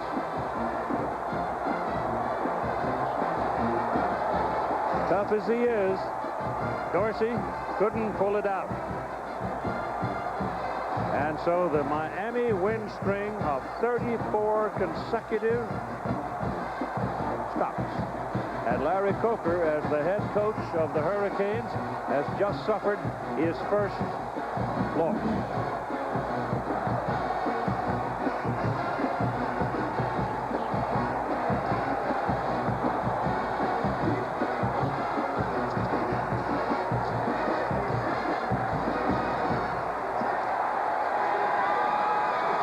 Jim Tressel, 18 years at Youngstown State, 15 as the head coach, 4 1AA championships. Keith, our Bill Ford tough play of the game is on 4th and 14. Craig Krenzel, as he's done all year long in the first overtime, converts, steps up into the pocket, finds Michael Jenkins. First down, Buckeyes. That's our Ford tough play of the game.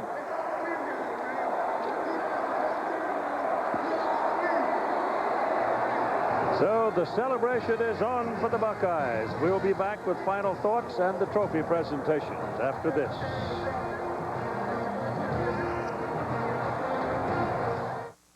Greg Anthony, so I'll give you love for that. I appreciate it. All right, but you're an NBA analyst, not a college basketball, no football analyst. 31-24, you're fine.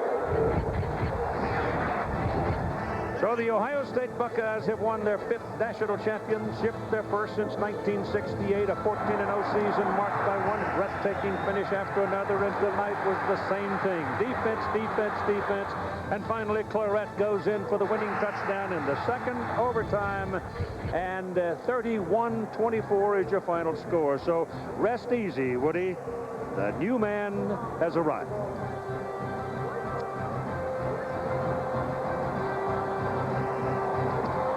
I'm out of wind. Well, you and Chris Gamble perhaps are out of wind, and all these Buckeye fans, but finally a wonderful game, topped off by overtime. 2 champions, not just one, but you got to hand it to Ohio State. They established the way they wanted to play this game with a tough quarterback and a very strong defense that just surprised Miami. There's more to what I just said, and rest easy, Woody, because this was a Woody game. It was a bunch of kids that just would not quit, and again proved the point that every coach at one time or another has probably uttered. Defense wins championships. And it certainly did tonight, Keith. Here's Lynn Swan. Ladies and gentlemen, we are set to present a little bit of hardware here on the floor for the Ohio State Buckeyes. I have with me up here the Tostitos Fiesta Bowl Chairman Steve Harrell and Al Brew, Frito-Lay North American President and CEO. And Steve, go ahead. On behalf of our 3,000 volunteers and the families from Frito-Lay and Tostitos, we'd like to present the Tostitos Fiesta Bowl Championship Trophy to Coach Jim Tressel and the Ohio State Buckeyes.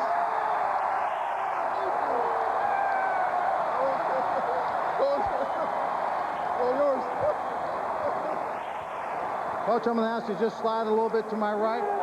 Stand right here. You don't want to go too far away from this little piece of crystal. And now to present this sought-after football on the pedestal, the Circuit City Bowl Championship Series trophy, Alan McCullough, Chairman and CEO of Circuit City. Alan, you got lost back there. Step right up, Alan. Thanks. Hey, don't jump, man. On behalf of all the men and women of Circuit City and the American Football Coaches Association, it's my great pleasure to present the Circuit City National Championship Trophy to you, Coach, to your team, and to what appears to be all of Ohio. Congratulations on an extraordinary game and a perfect season.